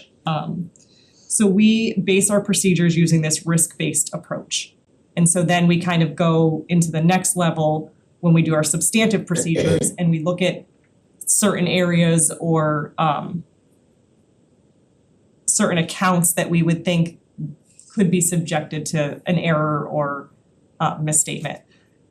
And that's where we kind of focus. So if management does not have good controls over the AP process, then we're gonna kind of focus in on that AP process a little bit more than maybe the payroll process if the payroll process had good controls. So Thanks, Jessica, but I think you're describing your process, and that's not what I'm asking about. Okay. I'm asking about our process. What is it you look for, or what do you find in an effective manager that produces these results? Not what you do, but what the town Well, does. I think it has to do with that. Are the controls there? Is management reviewing what employees underneath them are doing? Are there two sets of eyes on things? I think that's where we still use those, but that's where we see the clean audits, the good finance directors are the ones that are not involved in the day-to-day, in meaning they're not doing everything themselves, but they're involved to oversee those that are doing it. So you see demanding managers or double view. Yeah, it is. If you describe a good manager, what kind of person is that? Not just somebody who No, it looks is. twice. It is somebody that supports their team, but also is critical of their team and looks at what they're doing to make sure that they're doing what they're supposed to be doing. You know, if an AP person does something incorrectly or a check doesn't match the invoice, in theory, that second eyes, whether it's another employee or it's Amy, that second set of eyes would catch that. So if you have those in place, that's where you're gonna have strong controls in place for strong financial results. So an inherent skepticism, is that part of what you're saying? I'm not getting the answer I want. I don't know what kind of person attributes, what kind of management skills you find produce these results. Is it tenacity? Is it checking twice? Is it skepticism? I'm not. I think it's all of that. I think you have to check twice. I think you have to oversee your team. You have to be involved.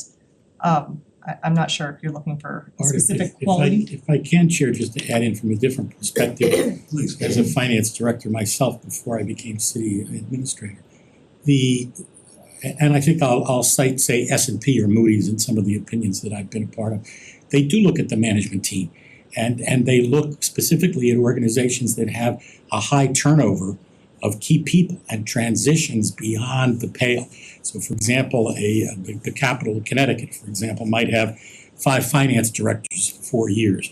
That goes to an internal control. But I think from memory, Moody's, for example, in Poughkeepsie, cited specifically in their upgrades a strong and collaborative management in place. And prior to my arrival, they cited a weak and transitory in the downgrade. So it may not be an audit function, but it's certainly a rating agency function in their findings to look at the quality of leadership and the management, particularly in finance. Thank you, Mark. Sorry, Jess. No, that's okay. It's more of a rating thing. Any questions from board members? Just ask my obligatory questions. I think you answered that you received all the information you needed from the town. Yep, absolutely. Is there anything else the town can do to better support your work? I don't think so. I know from a timing perspective, we would obviously like to get this out by December 31st. We definitely made strides this year. I know Amy unfortunately had her hands tied in some of our testing work that we were trying to get the support for from the HR. Yeah, it was HR for the pension to get to the actuary in time for us to do the census testing over the pension. Right, so that's kind of like out of Amy's hands, but we got there. I think that delayed a little bit, but I think we're just trying to get these things so that we can get to that 12/31 deadline and not use the extensions. Mark, anything you can do to support that would be greatly I appreciated. appreciate that, and we did, Amy brought it to my attention immediately, and we brought it to HR, and we fortunately got this done in time, and just a note on that, in the budget that you'll be seeing, one of the things we've done to mitigate this and make sure that we're able to not have that critical point of failure is we've moved the intern, the UConn intern, to further bolster our HR effort, where we did have a weakness, particularly in pension, that was long-lasting, long-standing. So that intern has been in the new budget at no cost to the town, moved to HR partly because of this. So. Great. One other thing too is through Milliman, there is this software that we purchased where they will no longer have to do the pension. The manual calculation. Yeah, the manual pension calculations. He needs to refine it this year to get it up and running, and then we're done, so that won't be an issue going forward. So we have one more year. Great news. Anything else from anyone? Thank you for sitting through our hearing too. You guys are troopers, we appreciate all your work, and if there's anything this board can do to support you, we are. Yeah, no, I think obviously you guys are a great town. We work very well with Amy. She gets us everything we need, and it's clean, so that's where that's what makes our job easier too. You had us done at clean audit, we were good. So thank you very much. Thank you, Amy. Okay, we'll now go on to action items, general fund mid-year transfer requests. You're not doing the finance director? We will do the finance director's report first. Great. Thanks, guys. Thank you. Thank you.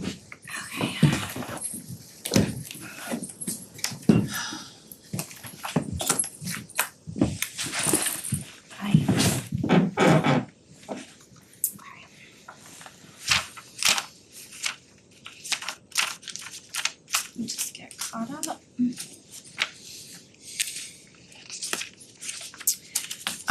So on the finance director's report, no additional approved supplemental appropriations since the last time we met. In the grant section, there are 2 pending grants that had gone through the Board of Selectmen. One is a PEG-PESHA grant from some library tech equipment. They typically apply for it every year. And then there's one that we have not seen before is the Brownfield redevelopment grant. So this is related to the Wagner Ford property. They are working with the developer to apply for this grant for soil testing. And they're asking $450,000. There would be no town match, I believe. Mark, correct me if I'm wrong. That is correct. That's all I know about it. But we don't have any information as to when we might get that. The timeline was, I think June or July if approved. I think it's the first time we've applied for something like this, so putting our toe in the water. And this would be to support economic development in that area? That's the goal, is to work collaboratively with the property owner and provide that service. We've moved grants, not completely out of the departments, but we've given the deputy town manager oversight responsibility, and his new role now that HR has been moved out of the town manager's office as part of last year's budget process. We're now focused, laser focused on grants to see if we can do, we know we can apply more. The jury's still out on whether we can bring more revenue in, but that's the goal. Thank you. And then the last item a note under pooled investments, you'll see that our Liberty CD, our last CD, which was the 6-month CD, is actually expiring tomorrow. So we will take that cash back in-house as of tomorrow. This is the last quarter where we use the majority of our cash flow. And so after our first collection in July of our tax collections for the upcoming year, we will review again to see if we can put any more money into CDs in the coming fiscal year 26. And then moving on to the financial report on the revenues. A lot that is here has already been mentioned in the quarterly, but I do have a few things highlighted. The building department, for example, you can see that we are actually already in excess of budget. There were some larger projects in September and October. I mean, what page are you on? 19. 19? No, 18. 18. I updated the packet to include the other, so it might be 18. Okay. We're only a page off though. So September and October 24 had permits totaling $428,000 for some projects. And speaking with planning director, we're likely to exceed budget. He thinks that we're gonna land at about 1.2 million. So some good news there. The finance department, I just wanted to point out that the investment income that was over budgeted in the prior year, we're not seeing the same over budget this year, and it's because we increased our budget, not because our revenue has declined. And then in the town Amy, manager. what is that, looking for a projection on interest investment income? I don't have it offhand, but I think the final number offhand, but we were gonna be about 600,000 to the good. I'm sorry? 600,000. And then the town manager's office, last year, obviously, we're showing way in excess of percentage value, and that's related to the municipal revenue sharing payment that we received from the state of Connecticut. Any other questions on revenues that I didn't cover? Can you just talk about the tax department? Oh, sure. I ran this one by our tax collector. She reviewed this quick. So it's a timing of when the payments were due. Last year, the payments were due February 1st. And this year, because of the weekend, some of those the payments were due February 3rd. So it's just deferring some of those payments into February as opposed to the prior year they were received in January. Going forward, when we get our next one, can you do a projected column just as we start our budget planning to see where those numbers are gonna end? Like you do in the quarterly? For revenues and expenditures? Love for both, but the revenues are probably more important. Expenditures we need before we do the transfers, but Mark will confirm that you can meet your budget. Okay. I could probably do it for revenues easily. Expenditures are just very time consuming. Okay. Let's start with the revenues because expenditures are in better shape. The expenditures, the only thing I have of note here, we had been watching our staffing levels in the last couple of years because we've had several departments that had staffing vacancies, which led to our surpluses at the end of the year. So I just wanted to follow up on some of those areas. For example, the town manager's office is fully staffed now. The IT department is fully staffed. the highway department and our planning department, which I didn't note, but that's another one. Those are all fully staffed this year that were recurring staffing vacancies from prior years. I think the only ones that I know of is there's one library position and I believe 2 police officers that are still outstanding. So we are closing the gap in the salary savings related to the vacancies. Any other questions on expenditures? Just for Mark before we get to the next one, are you gonna end your expenditure budget on budget even with the transfers? Yes. Yes, No doubt. no doubt. And Amy, you concur with that? Yes. Other questions for Mark or Amy?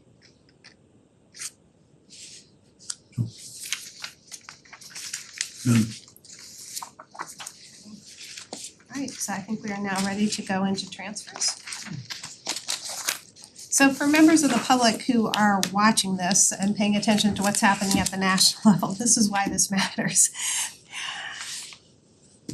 When we pass a budget, we approve appropriations by department. It's really important that those departments spend the money that the public has chosen for them. You can't say, we're gonna give $3 million to the library and then mid-year say, you know what, library, we're done with you. You only get to spend $1 million, we're gonna buy a tank. So anytime we do a transfer between appropriations, we need to make sure that there are actual savings there and that those funds are not needed within the department so that they can be transferred to somewhere else. That's why the charter requires transfers cannot be done until 6 months after the budget to make sure there is no impoundment. It's called an impoundment. We're seeing President Trump do that right now. So that's the reason why transfers are done in mid-year.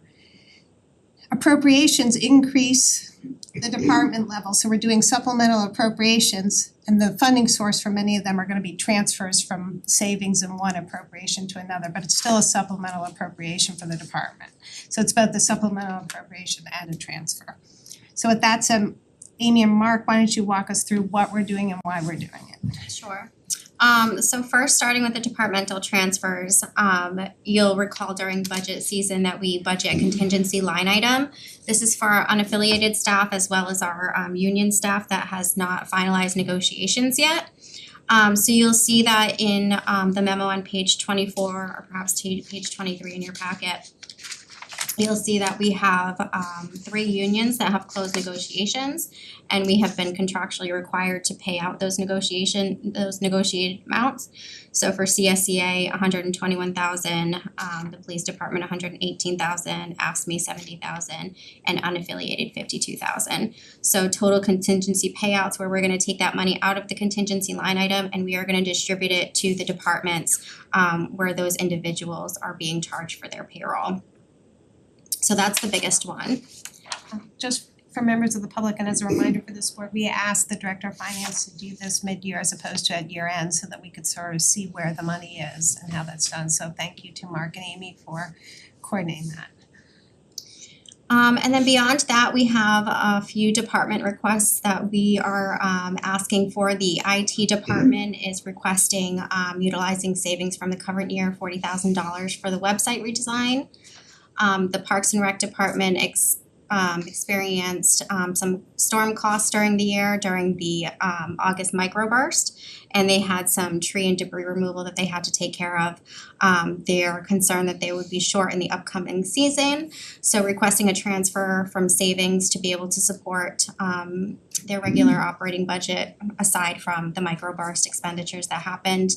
And then the last one was just a budgeting error that I took you through during my last quarterly report, where it was just an Excel formula where it didn't capture the $57,000 for the new parks maintainer.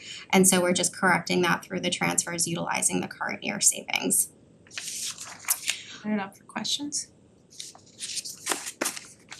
Just the one question I had is for the Parks and Rec cleanup, why wasn't that covered by insurance? I don't know the reason, we did try to put it through insurance, but it was declined.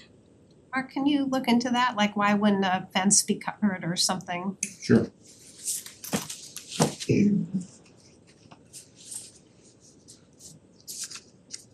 I noticed. They use the employee benefits department just as a place to like That's the vacancy Don't rate, so we take had that. some vacancy savings there, so that's where the money is, so they're able to do that without harm to anyone else's budget.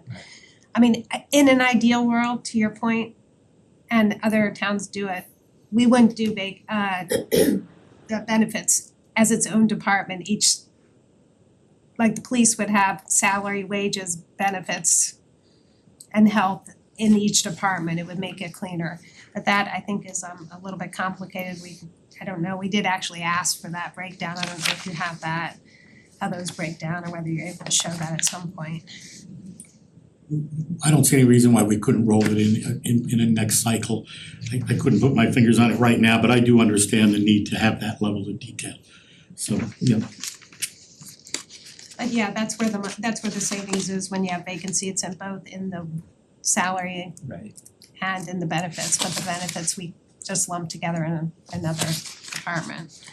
But they are taking it from savings in another department's vacancy, because there's no vacancy in the public, in Parks and Rec.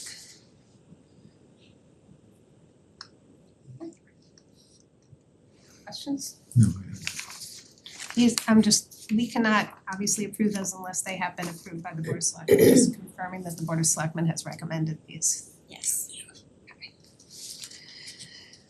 With that, may I have a motion effective February 18, 2025 to approve the transfer request between departments as presented below in accordance with the attached schedule? So moved. Second. The only comment I'll make, the town manager has confirmed that these transfers will not impact his ability to come in on budget. Town manager has affirmed. I did. Okay. I'm nodding, yes. Thank you, Madam Chair. Okay. All in favor, please say aye. Aye. The motion carries unanimously. Okay, thank you Thank you. for doing that. Next, we're gonna move on to budget discussion. I'll ask Amy to pull up the budget modeling. And one of the things we asked Amy to do, working with the assessor's office, and Amy, can you get rid of, just keep up 25 and 26 and hide the other ones, just to make it easier to see. Okay, and then we can make it bigger maybe. But one of the things we asked Amy to do. Hold on, let me just share it so that Mike can see it as well. Thank you.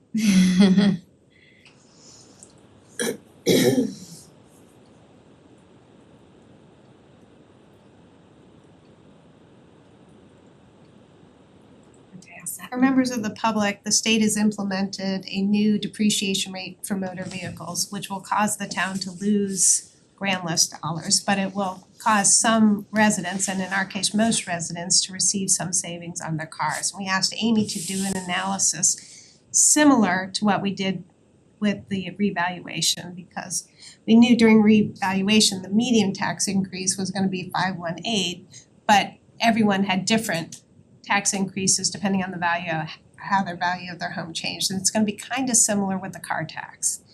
So Amy, can you talk about what you did and how you came up with an estimate, and then how that might fit into our analysis of how we view the tax increase? Sure. So I worked with the deputy assessor on this, and essentially the vehicle values used to be valued based on the NADA. Now they have changed it, it's based on MSRP with a corresponding depreciation schedule. So taking the value of one vehicle over the median, like we used to do it, like we do the houses, like this is the median value, wasn't giving us a true picture of the total population, because it depends if you have a Toyota versus a Mercedes. It depends how old it is, it depends the condition the condition doesn't matter anymore. But there's other factors that play into it. So what our deputy assessor did is she looked at the age of the vehicles. So the majority of residents have vehicles that are aged, say, 1 to 5 years. And then she did an analysis based on the median of those vehicles and what their tax impact would look like. So vehicles, I believe, 1 to 8 years or 10 years, something along those lines. The majority of residents have vehicles within this certain age range, and they would likely see a 14% reduction in their vehicle taxes. There's two other ranges. a smaller population where some individuals would see, say, a 30% reduction, others would see a 65% reduction, and then there's a super small population of older vehicles because it caps out at $500 in tax, where they will see a slight increase of 4%. But the majority of homeowners will see anywhere between a 14 to 65% decline in their taxes for their motor vehicle. So for the purposes of illustration and to be conservative in the modeling, we use the 14% reduction in the motor vehicle value to come up with the estimated taxes for an average homeowner, or an average resident, I should say. Can you go us down to the workshop where we look at total taxes? Cause it's gonna change the way the numbers are fairly significant. That can be about $60, right? Right. On one car. So in the past, we pretty much just focused on the home values because the car values were so variable and there wasn't gonna be a tremendous amount of savings. But this year, there's gonna be a tremendous amount of savings. $60 can really change the mill rate calculations. So where do you have the total household, in the bottom? Can you walk us through what those numbers are? Sure. So we have the estimated mill rate associated with a home, which is what we typically do. And then we have the median home value impact is what I just took you through, that has the mill rate associated with the motor vehicles. Just a friendly reminder that the property tax mill rate and the motor vehicle tax mill rate are different. So this gives you your home impact and the impact to your taxes, and then your median median vehicle impact and the corresponding decrease that I was mentioning of that 14%, which would be for the majority of vehicle owners. Amy, just pause right there. So if we were doing it the traditional way, we would say, oh my gosh, we have a tax increase of 4.3%. That's a big number. Mm-hmm. But this year, like a rebound, most people are gonna see 14% reduction. It's only gonna happen this year. Next year, we'll move on from there. But this 1 year, not a bad year for it to happen, there's gonna be a tremendous amount of savings. 62%, couple people are gonna pay a little more, but that's a small amount. 14% or more savings. So that changed that 4.03 to a 3.28. If you do the total taxes, which are the residential property and the car value. Is this depreciation formula built into the grand list numbers? Yes, and the estimates. Okay, so okay. So the reduced grand list is already being contemplated in the, okay. That's part of the reason Okay. what's driving the tax No, no, increases. yeah, So if we change the way, and this is what I wanna get conversation about, is are we comfortable changing the way we talk about taxes? Because this year, if we think about an individual, how much are my taxes going up? Yeah, your property taxes are going up. But this year, unlike most years, it's gonna be offset by a reduction in your motor vehicle taxes. So the total taxes you pay, car and house, is not as bad as when we do it the traditional way of just look at the house. And it's because of the unique circumstances of this law that, in talking with Amy, I thought it was worthwhile having a discussion about whether we should change the way we talk about it, because when you think about impact to households, yes, your property taxes are going up, but there will be an offset. It was really hard to calculate what that offset was, but we think Amy and the assessor did a pretty good job getting a realistic number. The state thought it would be 26% savings, but we're seeing in our town about 14%, although there will be some that save more and a few that don't save at all. But the median is, and we tried to use sort of an analysis, if you'll recall what we did with the revaluation, where we did a range and then settled on a median so that we could communicate it to the public and explain, this is a really complicated year because of this law, and how do you explain what taxes are and the changes and how that's gonna impact individuals. And for us, in determining what's a reasonable tax rate. Are we just looking at the property taxes, or are we looking at the total taxes that people are paying in Simsbury? So I just wanted to get folks' thought on that as a communication piece. Does it change our analysis? For me, it changed my analysis a little bit. I thought it was worth having that shown, but I didn't know what other people thought.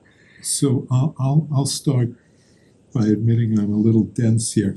So the mill rate figures at the top, how are those selected? Where do those come from? Those are based on the budgets that are out there right now, so the superintendent's proposed and the town manager's proposed. Well, why are there two of them then? So there's the two budgets, but there's one mill rate for our property taxes, and then if you recall a while back, the state of Connecticut put a cap on the motor vehicle tax of 32.46. Right, but you have 33.31 and 34.61. What do those two represent? Oh, last year and this year. If you go all the way to the top, sorry, we should have shown you at the top. Okay, all right. Yeah. 2025 and 2026. Oh, I see what you're looking at. I'm gonna ignore the first column then. Well, you wanna pay attention to the first column because that's how you calculate the increase. You Right, but I work- can also just read increase. Yeah, you can just ignore it. It's what the this column M is the tax increase for this year. So cause I wanna make sure there's no sleight of hand, which I accused Lisa of several times over the last month. She did, he did. So that mill rate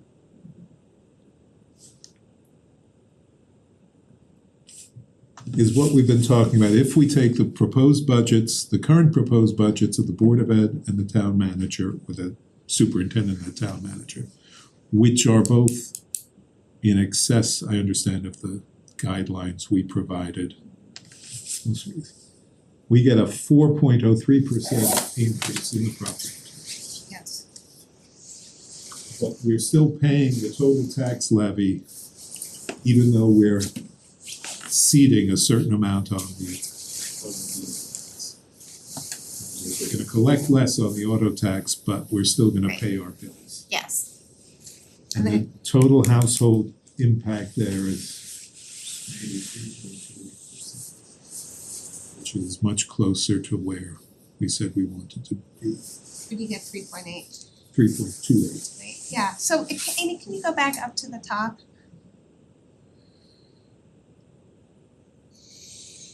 The budgets, and then can you add two columns, dollar change and percent change on their budgets?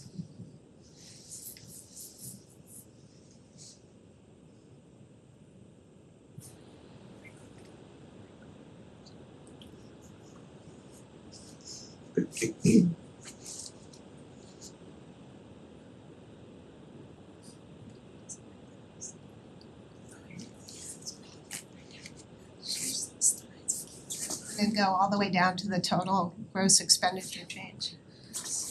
I mean, no, too far down. Back up, just go all the way down that column.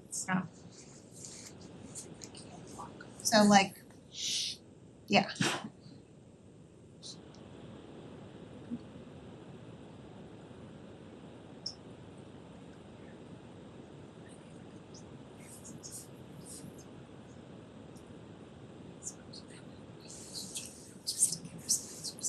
And just under the line, oh, that's the same thing, okay. So if you change that to the Board of Ed, if you can change that to a 3.9.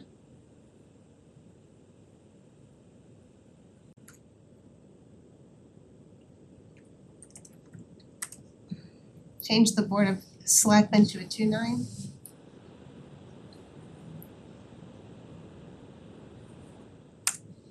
Go down.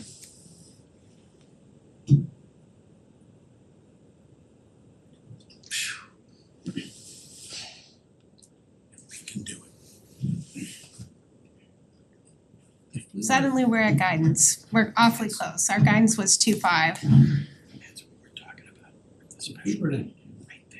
Just calculate the tax increase the way we would have done it 3 weeks ago. Would we have gotten 3.44? Yeah. If we did the 2.9, that's what it would be, it would be 3.44. If we did the 2.9 and 3.9.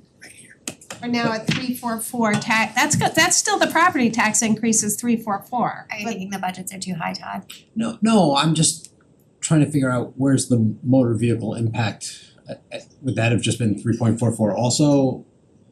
No, So- so the so motor what- vehicle impact would have been flat. So if they did not change to the MSRP method and the depreciation value, our motor vehicle mill rate was 31.44 in '25, it would have been 31.44 in '26, and it would have been flat. So we wouldn't have lost, we So- lost about 500,000. So we would have added 500,000 in revenue and this would be a lower, what would, if you added 500,000, the 344 would be lower. So our net would have been lower anyways, like it wouldn't have been 272, but it might have been 29 or something like that. Well, you can find out what it is, add 500,000 in revenue, and we can see what that 570. is. I mean, we could have done this calculation in the past if the motor vehicle was flat, it's just, now we see that it's minus 14. Yeah, we would be there. So it gets us close, not exactly where we wanna be. Well, she said it's if we didn't have the new depreciation schedule, this is what our mill rate would be. 2.18. And now it's 2.27. It wouldn't be the 218 because the motor vehicle would change, it would be the same, Maybe the but 288. it would just be the 288. So we would be pretty close to what we were at. Not the 25, but it is below inflation. Chair, it may not be worth the analysis, but I think you alluded to it a minute ago, and that is this is a one car per family analysis. So when you correctly noted that there were a handful of people that would have an increase, that's more than offset in our judgment from those families that have two vehicles because wouldn't we love to know for each residential property, how many have got two cars? We asked that question. Well, Amy's on it. I can tell you what my estimate is, and it's higher in Simsbury than it would be Yes. elsewhere, which I think is a fair. Which will bring actually that savings down even more. Exactly, so we're not advocating to do it, but we do wanna point out that the benefit to taxpayers may be more than is estimated in front of you tonight. Exactly. Yeah. We actually have Amy and Lisa's working on that. It is, the analysis to do that for the reval was very hard, this is harder. So they Can I are ask a working on it. question, Chair? I haven't Depends on asked how old Amy, each but- car is. Right, exactly, that's why it's harder. Right. Yes, Mark. And it's a question, so please forgive me, but look beyond that to the next year. What's the impact Well, then it settles in. So then we don't have It's baked that. in Yes. at the lower, I mean, we're always, so if it's a $500,000 drop in Now it's baked in at the revenue, lower, yes. it's always a $500,000, but it's baked in once. That's it. We only get this savings once. And then the next year it's based off that. So it's a good year to have that. It's when we have no grand lists, right? Absolutely, So- and to my point in front of the Board of Selectmen, when I presented the town manager's budget on February 10th, we put a slide up that showed a projection of grand list growth in the following year of 1.4 million, which I'm sure Amy's shared with you in another presentation, but if you didn't have the negative grand list growth, obviously we're in a much better position in the following year. And I just wanted to take the opportunity to mention for your consideration that in our proposed budget, that was one of the contributing factors to our selection or choice to recommend to the Board of Selectmen a use of $450,000 in reserves. If we didn't project the 1.4, so we're -6 to 1 point, it's actually a $2 million swing between the negative grand list growth and the positive grand list growth year over year. If we used a 2-year approach to tax projections, it seemed to me to be reasonable to ask our legislative branch to consider using $450 from reserves. And I just would add, Chair, that we didn't do that in a vacuum with no cuts. We made significant cuts, we cut a position, all of those things I presented to the Board of Selectmen on February 10th. And my proposed budget with the staff working hard over the last few months was kind of a mosaic of solutions to the problem. As your member said, we didn't hit the target, and our apologies for that. We worked very hard, but it was a combination of cuts at the operating level, moving some CNR to bonding, some strategic use of reserves, and this novel approach changing how you look at what is the impact on your property owners. So thank you for the opportunity to just mention, I mentioned all of this to the Board of Selectmen. So just to return to the point you were making about how savings increase for households with two or more cars, would it also be true that the households with one car or fewer who receive little or no or less or no benefit from this are likely to be the ones that are that start out less able to pay the tax increase in the first place? We thought about that and we would agree with you entirely, except there's one factor, and that is that if you're talking particularly about a family that has 0 vehicles, there might be a higher propensity of those that are renters and not owners, and therefore not paying property tax at all, in which case I would take them out of the scenario. So your point's well taken, we did discuss it. At the end of the day, with that counterpoint I just mentioned, we said we don't need to get into the weeds on it. I will say too that if the property owner to whom the renter is a rentor, there's usually a lag time before that the rent would increase in the following term of the lease, and that would be something to be concerned about for renters in a renting market, right? Right. No, you're right. But you're absolutely right. Can I just go back to my original question? So with the changes to the town and the Board of Ed that we made on top, under the kind of old calculation, we would have said that would create a tax increase of 2.88. And with this new, where we take the deficiency or the depreciation method, that was 2.78? No, you added the 600. Can you take that back out, the revenue? Right, but that's the 2.88, that's what we Yes. would have done. No, No, I think it was 4.03. yeah, it was 4.03. Take out the extra revenue. We added revenue for as an example.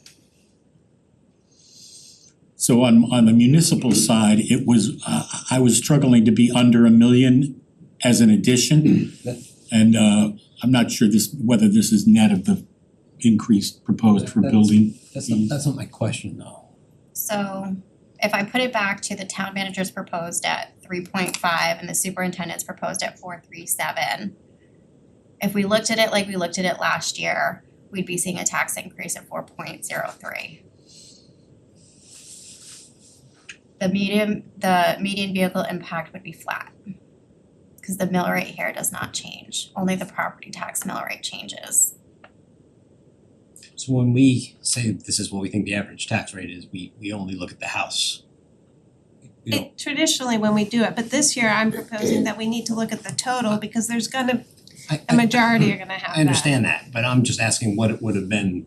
Like if Yes, we it had would have been done 4.03. done it looking at the car separate and netting that together last year, if that would have given us a 4.03 or if that would have given us something a little bit lower. No, it would have given us a 4.03 because we're maxed out on the mill rate for the motor vehicle. Okay. If we had a reval year and the motor vehicle mill rate went down, it would change it, but otherwise we're maxed out.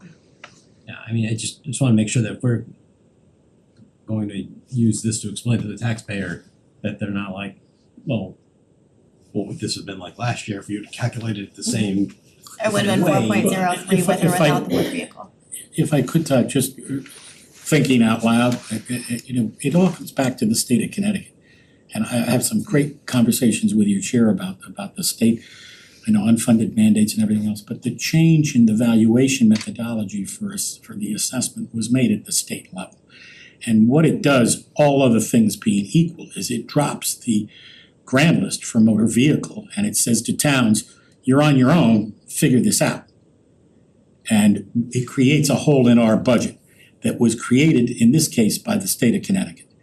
And I think what the chair is recommending is that for this year alone, if I'm understanding correctly, that it's fair and reasonable to look at the total tax. Totally get it, and I agree with this. I'm just saying that I don't want someone to turn around and say, oh, we had a big tax increase last year, and now we've got this new kind of calculation this year to show a lower. I wanna make sure that people understand why we're doing it. And it's Yeah. not just like a, hey, and that's why I'm saying, apples to apples, what would last year have looked like? Oh. Had we done a calculation similar to this? And if it would have been the 4.03, then that answers my question. I just wanna make sure people aren't thinking, So it would have been flat for this year. If we did it last year, you could see it would have been like 4.67 compared to 4.56 because we weren't capped out because of the reval in the prior year. But this year to fiscal year 26, we're capped out in the mill rate, so it would have been zero impact. So it would have been 4.03. So can you go back to the 3.9 and 2.9? I mean, that is pretty much our guidance. Amy, is that 1 million for the municipal side net of the increased revenue for building fees? Cause I thought it was at 9 something. No, it's not net. It's gross. We have on the town side, Chair, an increase proposed of 55,000 or something that would be related to a potential increase in revenue coming from the building permit fee. Haven't been raised in a number of years. It's a de minimis amount, but what was interesting to us was it hadn't been done in 10 years, so we looked at it. It's before the Board of Selectmen now for their consideration, but with that little addition in revenue, it got our expense increase under the $1 million. That's why I just noticed it, because we worked right to the bottom line to get that. It's not $1 million. Net of that, it would be 900,000, 950 or something, just to give the board an illustration of how hard we were working to get under that threshold of the $1 million. No, I do appreciate that, but if we could keep the expenditure discussion separate. No, I know. But yes, I do appreciate that. That would affect the mill rate. No, absolutely, Would and not be also the 3.5. revenue from Simsbury Farms is a new revenue. So going, I wanted to sort of get people's comfort level. I mean, this gets us a tax increase in the 3s for just the property tax. It gets us a net tax increase of 2.7, which is right at our guidance between 2.5 and 2.9 for the COLA. Inflation was at 2.9, COLA 2.5, that comes in at 2.75. If we can get there, I just wanna sort of you don't have to vote now, cause obviously we haven't seen the budgets, but would you be comfortable with that range or at least that analysis? the tax increase last year was That's 4.56. Or 4.67. 4.67. okay. But if we calculated it this way, we would have presented it as a 4.5. We would be presenting it as a 3.47. I didn't even see that. No, No. last year, 4.56. Last year was 4.67, yes. right. No, but But if we had done this kind of netting calculation, right, or where we've taken the home impact and the motor vehicle impact, we would have called this a 4.56. Yes, exactly. Okay, That's exactly right. that's what I'm trying to get to. Yes, exactly. Saying, okay, Exactly. And that's what we'll do when we show it. We're gonna show last year you paid this amount in taxes, property and car. This year you paid this amount property and car. The total taxes you paid. right, Is- that's what I'm yes. saying is, we're not just making this up. No, This is- no, no. This is Yeah. real stuff, and this is why it's, well, but this is, Yeah. cause this is very different. It is. And if we had gone through this last year, we would have told people it's a 4.67, but when you look at your total tax, it comes to a 4.56. We're doing the same thing this year. Exactly. Okay. That's how we'll Okay. do it. And I'll get some graphics to make it visible, but that's sort of the thing. The one thing, I know Mark wants to use the 450, we are not using capital, I'll just put it out there, I'm not comfortable with that, but we have not used health reserves. And I would rather swap out and use the health reserves first as opposed to general fund reserves. Amy was concerned, and rightly so, about creating a cliff, but to Mark's point, we're gonna have the 1.5 million in additional new grand list growth to accommodate the cliff, and we still have the 850 assigned in the general fund to accommodate a healthcare cliff. We don't have to decide that tonight, but I am gonna ask Amy for our next meeting to do that analysis of how much we could use on health reserves if we wanted to swap that out instead of the 450 of general fund. There is some literature out there, but I'm sure I haven't read it all, where it says you wanna use don't use the general fund first reserves. If you have something in a specific area, use that first. If we don't use the healthcare reserves, when will we ever use them? I'm recommending we just use 1/3 above the 25%, which is exactly what our consultant recommended. So to stick within our experts' advice to do that, or at least go through the analysis of it, even if we end up going the other way. But that's one thing I wanted us to think about, and once we have that analysis, I think we'll have a better discussion about whether we wanna go that way or not. One of the things I did ask Amy to do for us is the capital reserves graph, cause Mark is thank you, coming in and proposed bonding below the 5 million for this year. And his intention was to reduce debt service in the out years, which means he can only bond 5 million next year, not the 7 million. So what does that debt service look like if that happens? So I already made the change prior to the meeting, so I will put it back to the 5 million to show you the debt service numbers and then show you after. I have to unhide.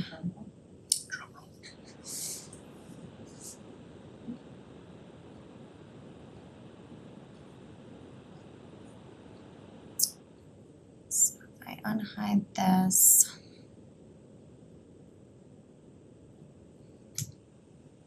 I'll just put the current debt service numbers under here. That's assuming we're using the reserves for the bump, Amy? Yes. So For this now. is at the 5 million. And then if I change it to, That's not using the reserves. no, it is, hold on. 26 is not 9 million. We're using 1.3. Oh, it's in the out years though.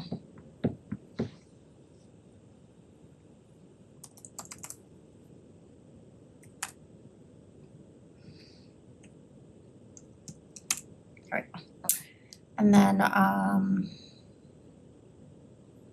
we change this to current proposal. You'll see current year, there's obviously no impact because of the timing of the bonding, same thing for fiscal year 27, and then you start seeing about $300,000 savings in fiscal year 28, same thing for 29. So that And gets same us thing for 300,000 savings 2 years down the road. So that's significant, cause that carries for 10 years. Right. So good job. So I got lost. What is that's giving us this $300,000 savings? So the debt service, the original guidance was not to exceed $10 million over 2 years. The way that we have it right now, Mark is only at about 2.5 million for this year. And under the guidance, he could go up to, 7.5 million, but he's committed to stay at 5 million. So he's essentially saving us $2.5 million. But I did, For bonding. in full transparency, I did move 200,000 to bonding, You did, so but that's part of that. it is part of that, but it took pressure off operating. By CIP being so low, I thought it would be more likely that would pass muster. But at some point, we wanna get that 200 back into operating because I agree with your chair that it is best practices. But I guess the question will be, is it better to use more reserves, whether it's healthcare or general fund? Not for tonight, but I mean, again, just illustrative that we looked at every nuance and moving 200 from operating to bonding in DPW had an impact to get us to closer to where we needed to be. And I know that that'll be something the Board of Selectmen looks at, and I know it's something your board will look at. That's why I wanted to mention that, but 200,000 in CNR was a big number. Well, in operating was a big number. You put that back in, it changes this analysis. Yeah. So for members of the public who may recall, we try to keep recurring capital in the operating budget because it happens year over year. And so we had 200,000 of highway pavement management in the operating budget because it happens year after year over year. Mark has moved that into the capital budget for mill rate relief. Not ideal, I understand why you did it. We spent many years, if you'll, I think, actually I've been on the board the longest of everyone here, but spent many years trying to get that back in the operating budget. And this is what happens in every municipality, in every town across the nation. When budgets are tight, the first thing to go is capital, that gets moved out. We'd like to get that back, and we'd like to add more, like Amy's audits every year that we're adding in CNR. Those should really be in the operating budget, but we can't afford to put them there. There are certain other things we'd like to put in the operating budget that we can't afford to put them there, but anytime we have good grand list growth, we need to think about moving money back. Amy, which is why this graph is so important. Can you go back to the graph? Can I just ask a question for you? You had said you only used 2.5 million, so he has another 7.5, but that's over 2 years. Yes. Though, not just 1 year. Because we bond every for two next years. year. Then you've got nothing there. Right. Okay. Yeah, we bond every 2 years, so. Right, but I mean, it's not 10 million every year. No, yeah, for sure. So what is that third row, Amy? Third column from the left? 2028. Oh, here, yes. You'll see that that is below the 2025 issuance. One thing we should consider doing is keeping that number, see that gap between the, is that red? Red. Red and the blue? There's a gap. Can you show that, Amy, there? What that is? Just point the thing from here to there. Those are dollars. If we keep those dollars flat, the amount we're spending there, we're not bonding for it, but we use cash there. We can then put some cash back into the operating budget and we haven't increased the debt service line item. I know that's a really complicated thing to say. No, and if I can, Chair, just while we're on this really important topic, is that a policy from the Board of Finance that we would welcome, because we like the guidance, is that if grand list growth equals X, then Y, and there's a formula, should be moved back to operating out of your CNR if it's not recurring. But what we're looking for is to quantify in a measurable way what this board would like to see us do. What we've done in the past is, if able, we do it. And it's unfortunate we've got to try to, I'm recommending that we undo it and move backwards, to your point. And the idea is that with the 1.4 grand list growth in my following budget, I'm gonna put that right back in operating again. But we can't foresee that future. If you created a policy Here's the thing, I was arguing with my husband about this 3 days ago, and I was just like, and he goes, Lisa, if you want certainty, get out of municipal government, because you're not gonna get it. Because the revenues are so variable. But what we can do is commit, if this board is interested, is that if we can keep that debt service flat, we should move those dollars back into the operating budget. Because we're not impacting the mill rate, we're just holding that line item flat. And then each year you see the green, you're getting some capacity. If you keep that blue line, Amy, I don't know if you can draw a line from the second column straight across. Probably no.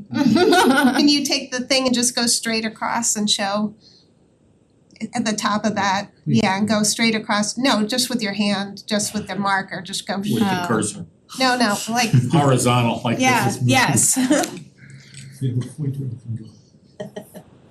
But Chair, what this doesn't reflect is the unfunded, and it goes to that issue, and you'll know we shifted to unfunded last year in my first budget because of this. It doesn't. It doesn't, and that's why I would just like to make the point, and I hate to editorialize, but it's timely, that for the benefit of the public to see in the capital plan the need, even if it's showing as unfunded in order to meet your guidance of not bonding more than 10 every 2 years. We continue to believe that it's important to show the unfunded needs of the community in the capital plan. And hopefully there can be a consensus. Yeah, you can definitely show it, but we still need you to show a CIP that you're gonna fund within the guidance. So you can show the unfunded needs, but what are you gonna fund within the guidance? Our interpretation of the charter requirement is that the Board of Selectmen only show the funding for the next year. No. For the second year, not for the 5-6 year plan. No, a CIP shows funding, shows the plan of spending and the way you're gonna finance it according to GFOA. And that's what we've always used, and we do ask you to show it because we have to show a realistic expectation to the public and department heads as to what can realistically be funded. Because what we don't wanna do is say, okay, you've got a CNR expenditure, we're gonna spend $30,000 in anticipation of doing the roof in in 3 years. Oops, you can't afford that roof in 3 years, why are we spending that money now? So we need to see what your plan is within the guidance. And then you can show everything that you're not able to fund, but we need to understand what your priorities are. This has been a time-honored tradition. Anyone who sent it to us that doesn't do that, prior boards of finance, I was on a board once when it was sent back, we didn't do it, we had to redo it. We sent it back, we expect that. I wouldn't argue with any of that, Chair. I would just say that we checked the charter today and the charter was clear that the requirement is that we show the funding for that second year, not all 5 or 6 years into the future. Not that we wouldn't want to, but under the unique situation that we're in, where the Board of Finance recently gave us the guidance that said 10 million every 2 years. And coupled with that, the negative grant list growth, we're in this unique situation where at the very least, I think, and my recommendation to the Board of Selectmen was that we get all the boards together and do a deep dive into the out years of capital in the summertime, off budget cycle. Because to be very candid, Chair, if we do what you're suggesting, we're really doing nothing more than throwing a dart at what we think is there isn't time to do it within the confines of the current timetable for the budget. So what we would ask is that totally agree, and I'll defer to the Board of Selectmen and Board of Ed because obviously they're involved in capital decisions, but could we suspend that for this occasion? Because it's a tremendous amount of work for staff that is not gonna yield a capital plan that is at all indicative of our priorities. I can tell you that right now. We're just. I will not vote for any CNR plan that is dependent on a future funding source for bonding. But we do it all the time with grants. If you put on the capital plan, for example, that you expect it to be grant funded, you don't have the grant yet. I would just open it up to board members. This has been done for probably 40 years. We're not asking you to do anything other than what other chief executives have done. I think it needs to be done. I think it's important to be done because it shows the priorities of the town. We have asked for capital to be prioritized for really the last 7 years. And we're just asking for what is a best practice according to GFOA, past practice of every Board of Finance that has ever sat in the town of Simsbury. I think it's important that you do that. And my expectation is that it will be done, but I cannot guarantee my vote on any capital projects unless it is done. That's my position. I'll open it up to other members.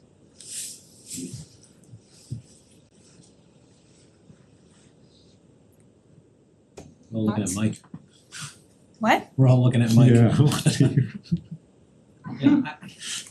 I don't know, I support you, Lisa. Thank you, Mike. Yeah. I kind of feel like I've walked into the middle of a conversation and I'm not really sure. I work better when I can see the stuff in a sheet, so I'm not.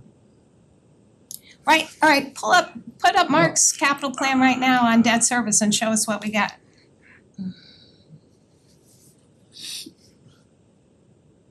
Hold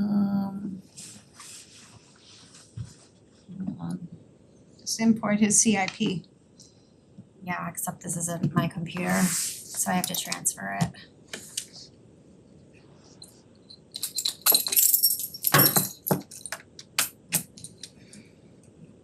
I will throw it, we did do prioritization on CNR and that was as far as we got this year, so the plan is that I know we've been talking about this for multiple years, at least since I've been around. And it just didn't get that far this year from the responses from the team, so we did get through CNR, prioritize those, but we have not gotten to this 6-year plan, and I know Mark prioritized as much as he could in 26 based on the 10 between last year and this year. And if I could, while Amy's doing that, Chair, we just also add in our own defense, we did, working with the Board of Selectmen, separate capital from operating for the first time as well. And that was a recommendation I believe is best practice, because trying, as you get complicated budgets And as you get guidance that constrains your bonding, rightly so, it becomes more challenging to do this. So taking capital considerations out of the crunch of the budget, right? And remember, this board asked us to deliver the budget 2 weeks early because it was a crunch. And part of the reason it was a crunch was all of this was rolled into one. Other communities look at capital separately. And for example, we use the Massachusetts model in tax collections. I can use the New York model with respect to capital. It's a totally different budget timeline that requires legislative bodies to make capital choices separate and apart from the operating budget. So what we did working with leadership from the Board of Selectmen was we actually had their partnership in collaboration in ranking CNR, but we didn't have the time to do it for CIP. Our proposal is that we do that over the summer. So it's just a hiatus that we're asking. Fanny, if you could just show what the debt service graph looks like based on what the town manager has proposed. I just have that. On bonding. 14,640,725 with no that's what you're gonna see. Other than the WPCA comes out of it. There's a bunch of grants coming for some of these projects. Well, that's important. No, I know. Like the Climax, We don't have the funding down here, so I can't show it. Let's assume it's all bonding then. No, you can't. We're saying that Where is it? It's unfunded. We're not going to exceed the Board of Finance guidance. So then, but then you've got a plan up here that can never be funded. We're putting out something that we're showing the public that this is so unrealistic, it's never gonna be funded. I thought we addressed this last year when the boards all agreed to pass the capital plan that showed unfunded. You can show unfunded, but you have to show, there's nothing in the out years that say how you're funding it. You have to show, are you bonding this? How are you funding this? It's unfunded. If we're not going over the 10 million every 2 years. So then we haven't prioritized capital. I So think we which items on that list are funded and which are unfunded?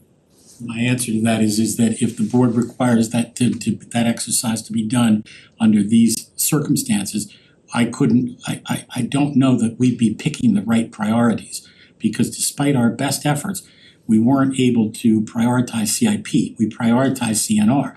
To the first selectman's point, in fairness, this has been, as you said, Chair, asked for 7 years. And what we've done this year is we did prioritize CNR for the first time. We're on our way to achieving something that hasn't been done in 7 years. every board in the history of the town has prioritized capital and set the funding within the guidance. I expect that. You can do it or not. I can't force you to do it. no, there's quite a few in here that could be potentially grants. WPCA doesn't get bonded by us, that's right, so there's stuff that we could move out. I think what Mark was referring to before in the charter is that we only have to approve the fiscal, the first year, the next year. Well, let's pull up the charter. Fiscal year 27. Amy, can you pull up the charter? It's right there. Isn't that what we're looking at? So we just need to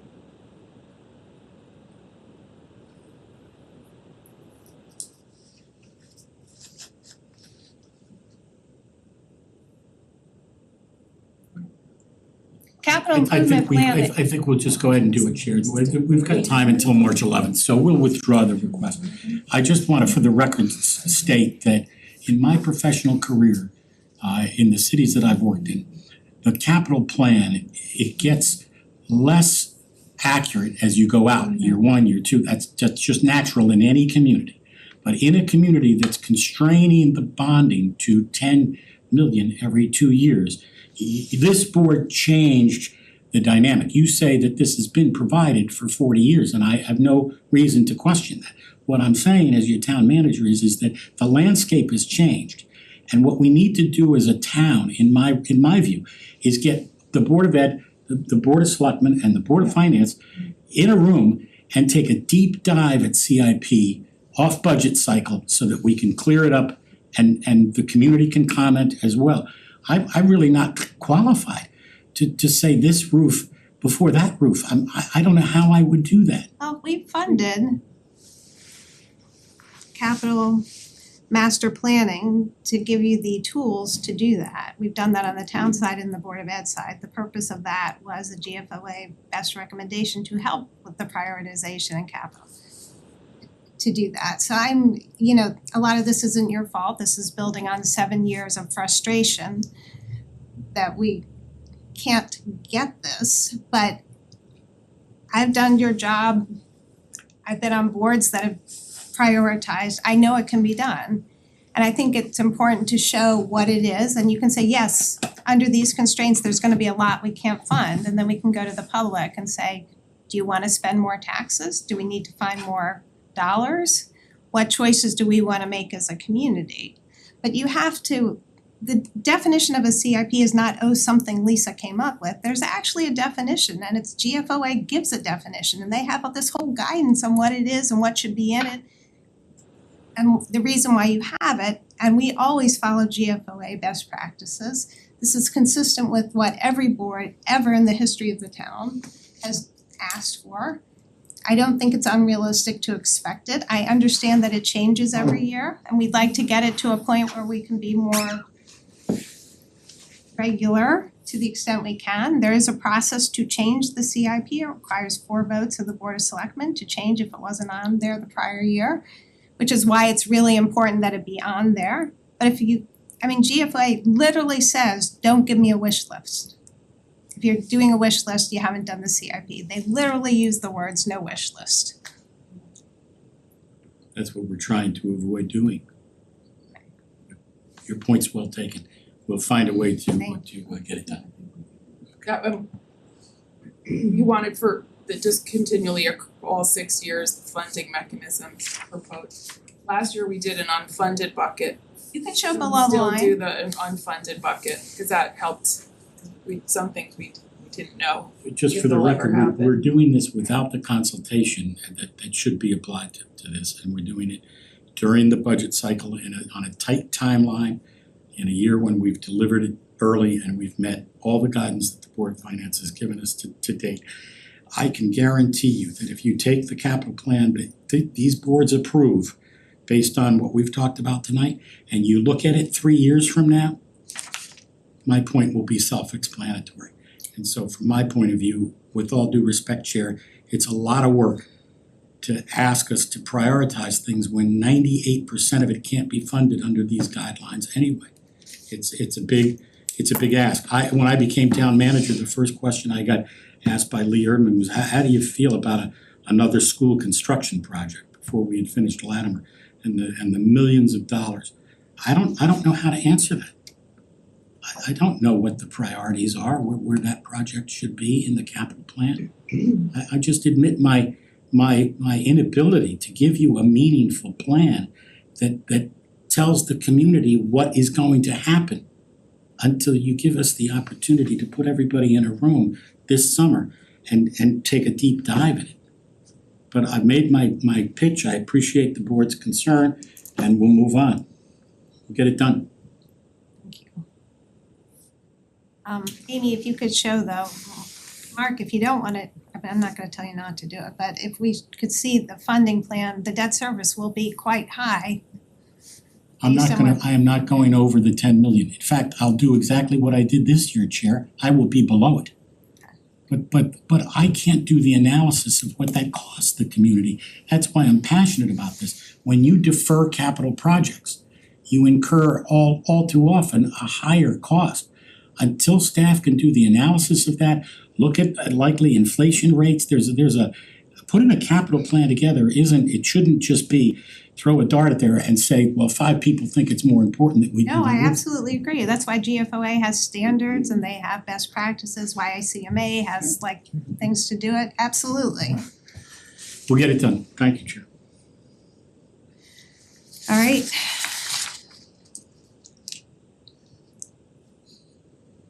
I did have a chance to talk with Tom Roy before the meeting. I noticed aquarium was not budgeted. He said at this point they don't have a set agreement from Aquarian as to whether we will be doing the work or whether they will. So he will try and get that information by March. And if we get that, then we can budget it. And I'm not sure where they are in the potential buyout, Chair, so I'm Yeah. I'd be reluctant to include it in my budget even if I knew it, is my point. And I had that discussion before I released my proposed budget, and I don't recommend that it be utilized. That's a reasonable position to take given the uncertainties out there. We did ask the Board of Ed to submit prioritized list of CNR projects. They have about 1.3 million in CNR needed, 550 in their operating budget with which to spend it, so they're short 800,000. Our capital reserves, we're only using 850 currently. The question is, how do we want to plan for the use of those capital reserves in the out years? To Mark's point, there's going to be a lot of unfunded bonded projects. So do we want to use it all on CNR projects this year, or do we want to use some of it for the out years? But for that, we need to see a plan, and we need to see prioritization. So for our conversations, and then the conversation we'll have is how much of CNR do we want to take from that to fund some of the Board of Ed projects? When you prioritized your CNR, I'm assuming you didn't do the Board of Eds as well. I don't have them. Yeah. So that's gonna make it a little bit more complicated, but that's a conversation we have. Just want to let our board know there's about 850 needs that is not funded on the Board of Ed side that may need to be considered as part of the budget. So we'll get that information in March, and that will be part of the conversation. So is there anything else board members need?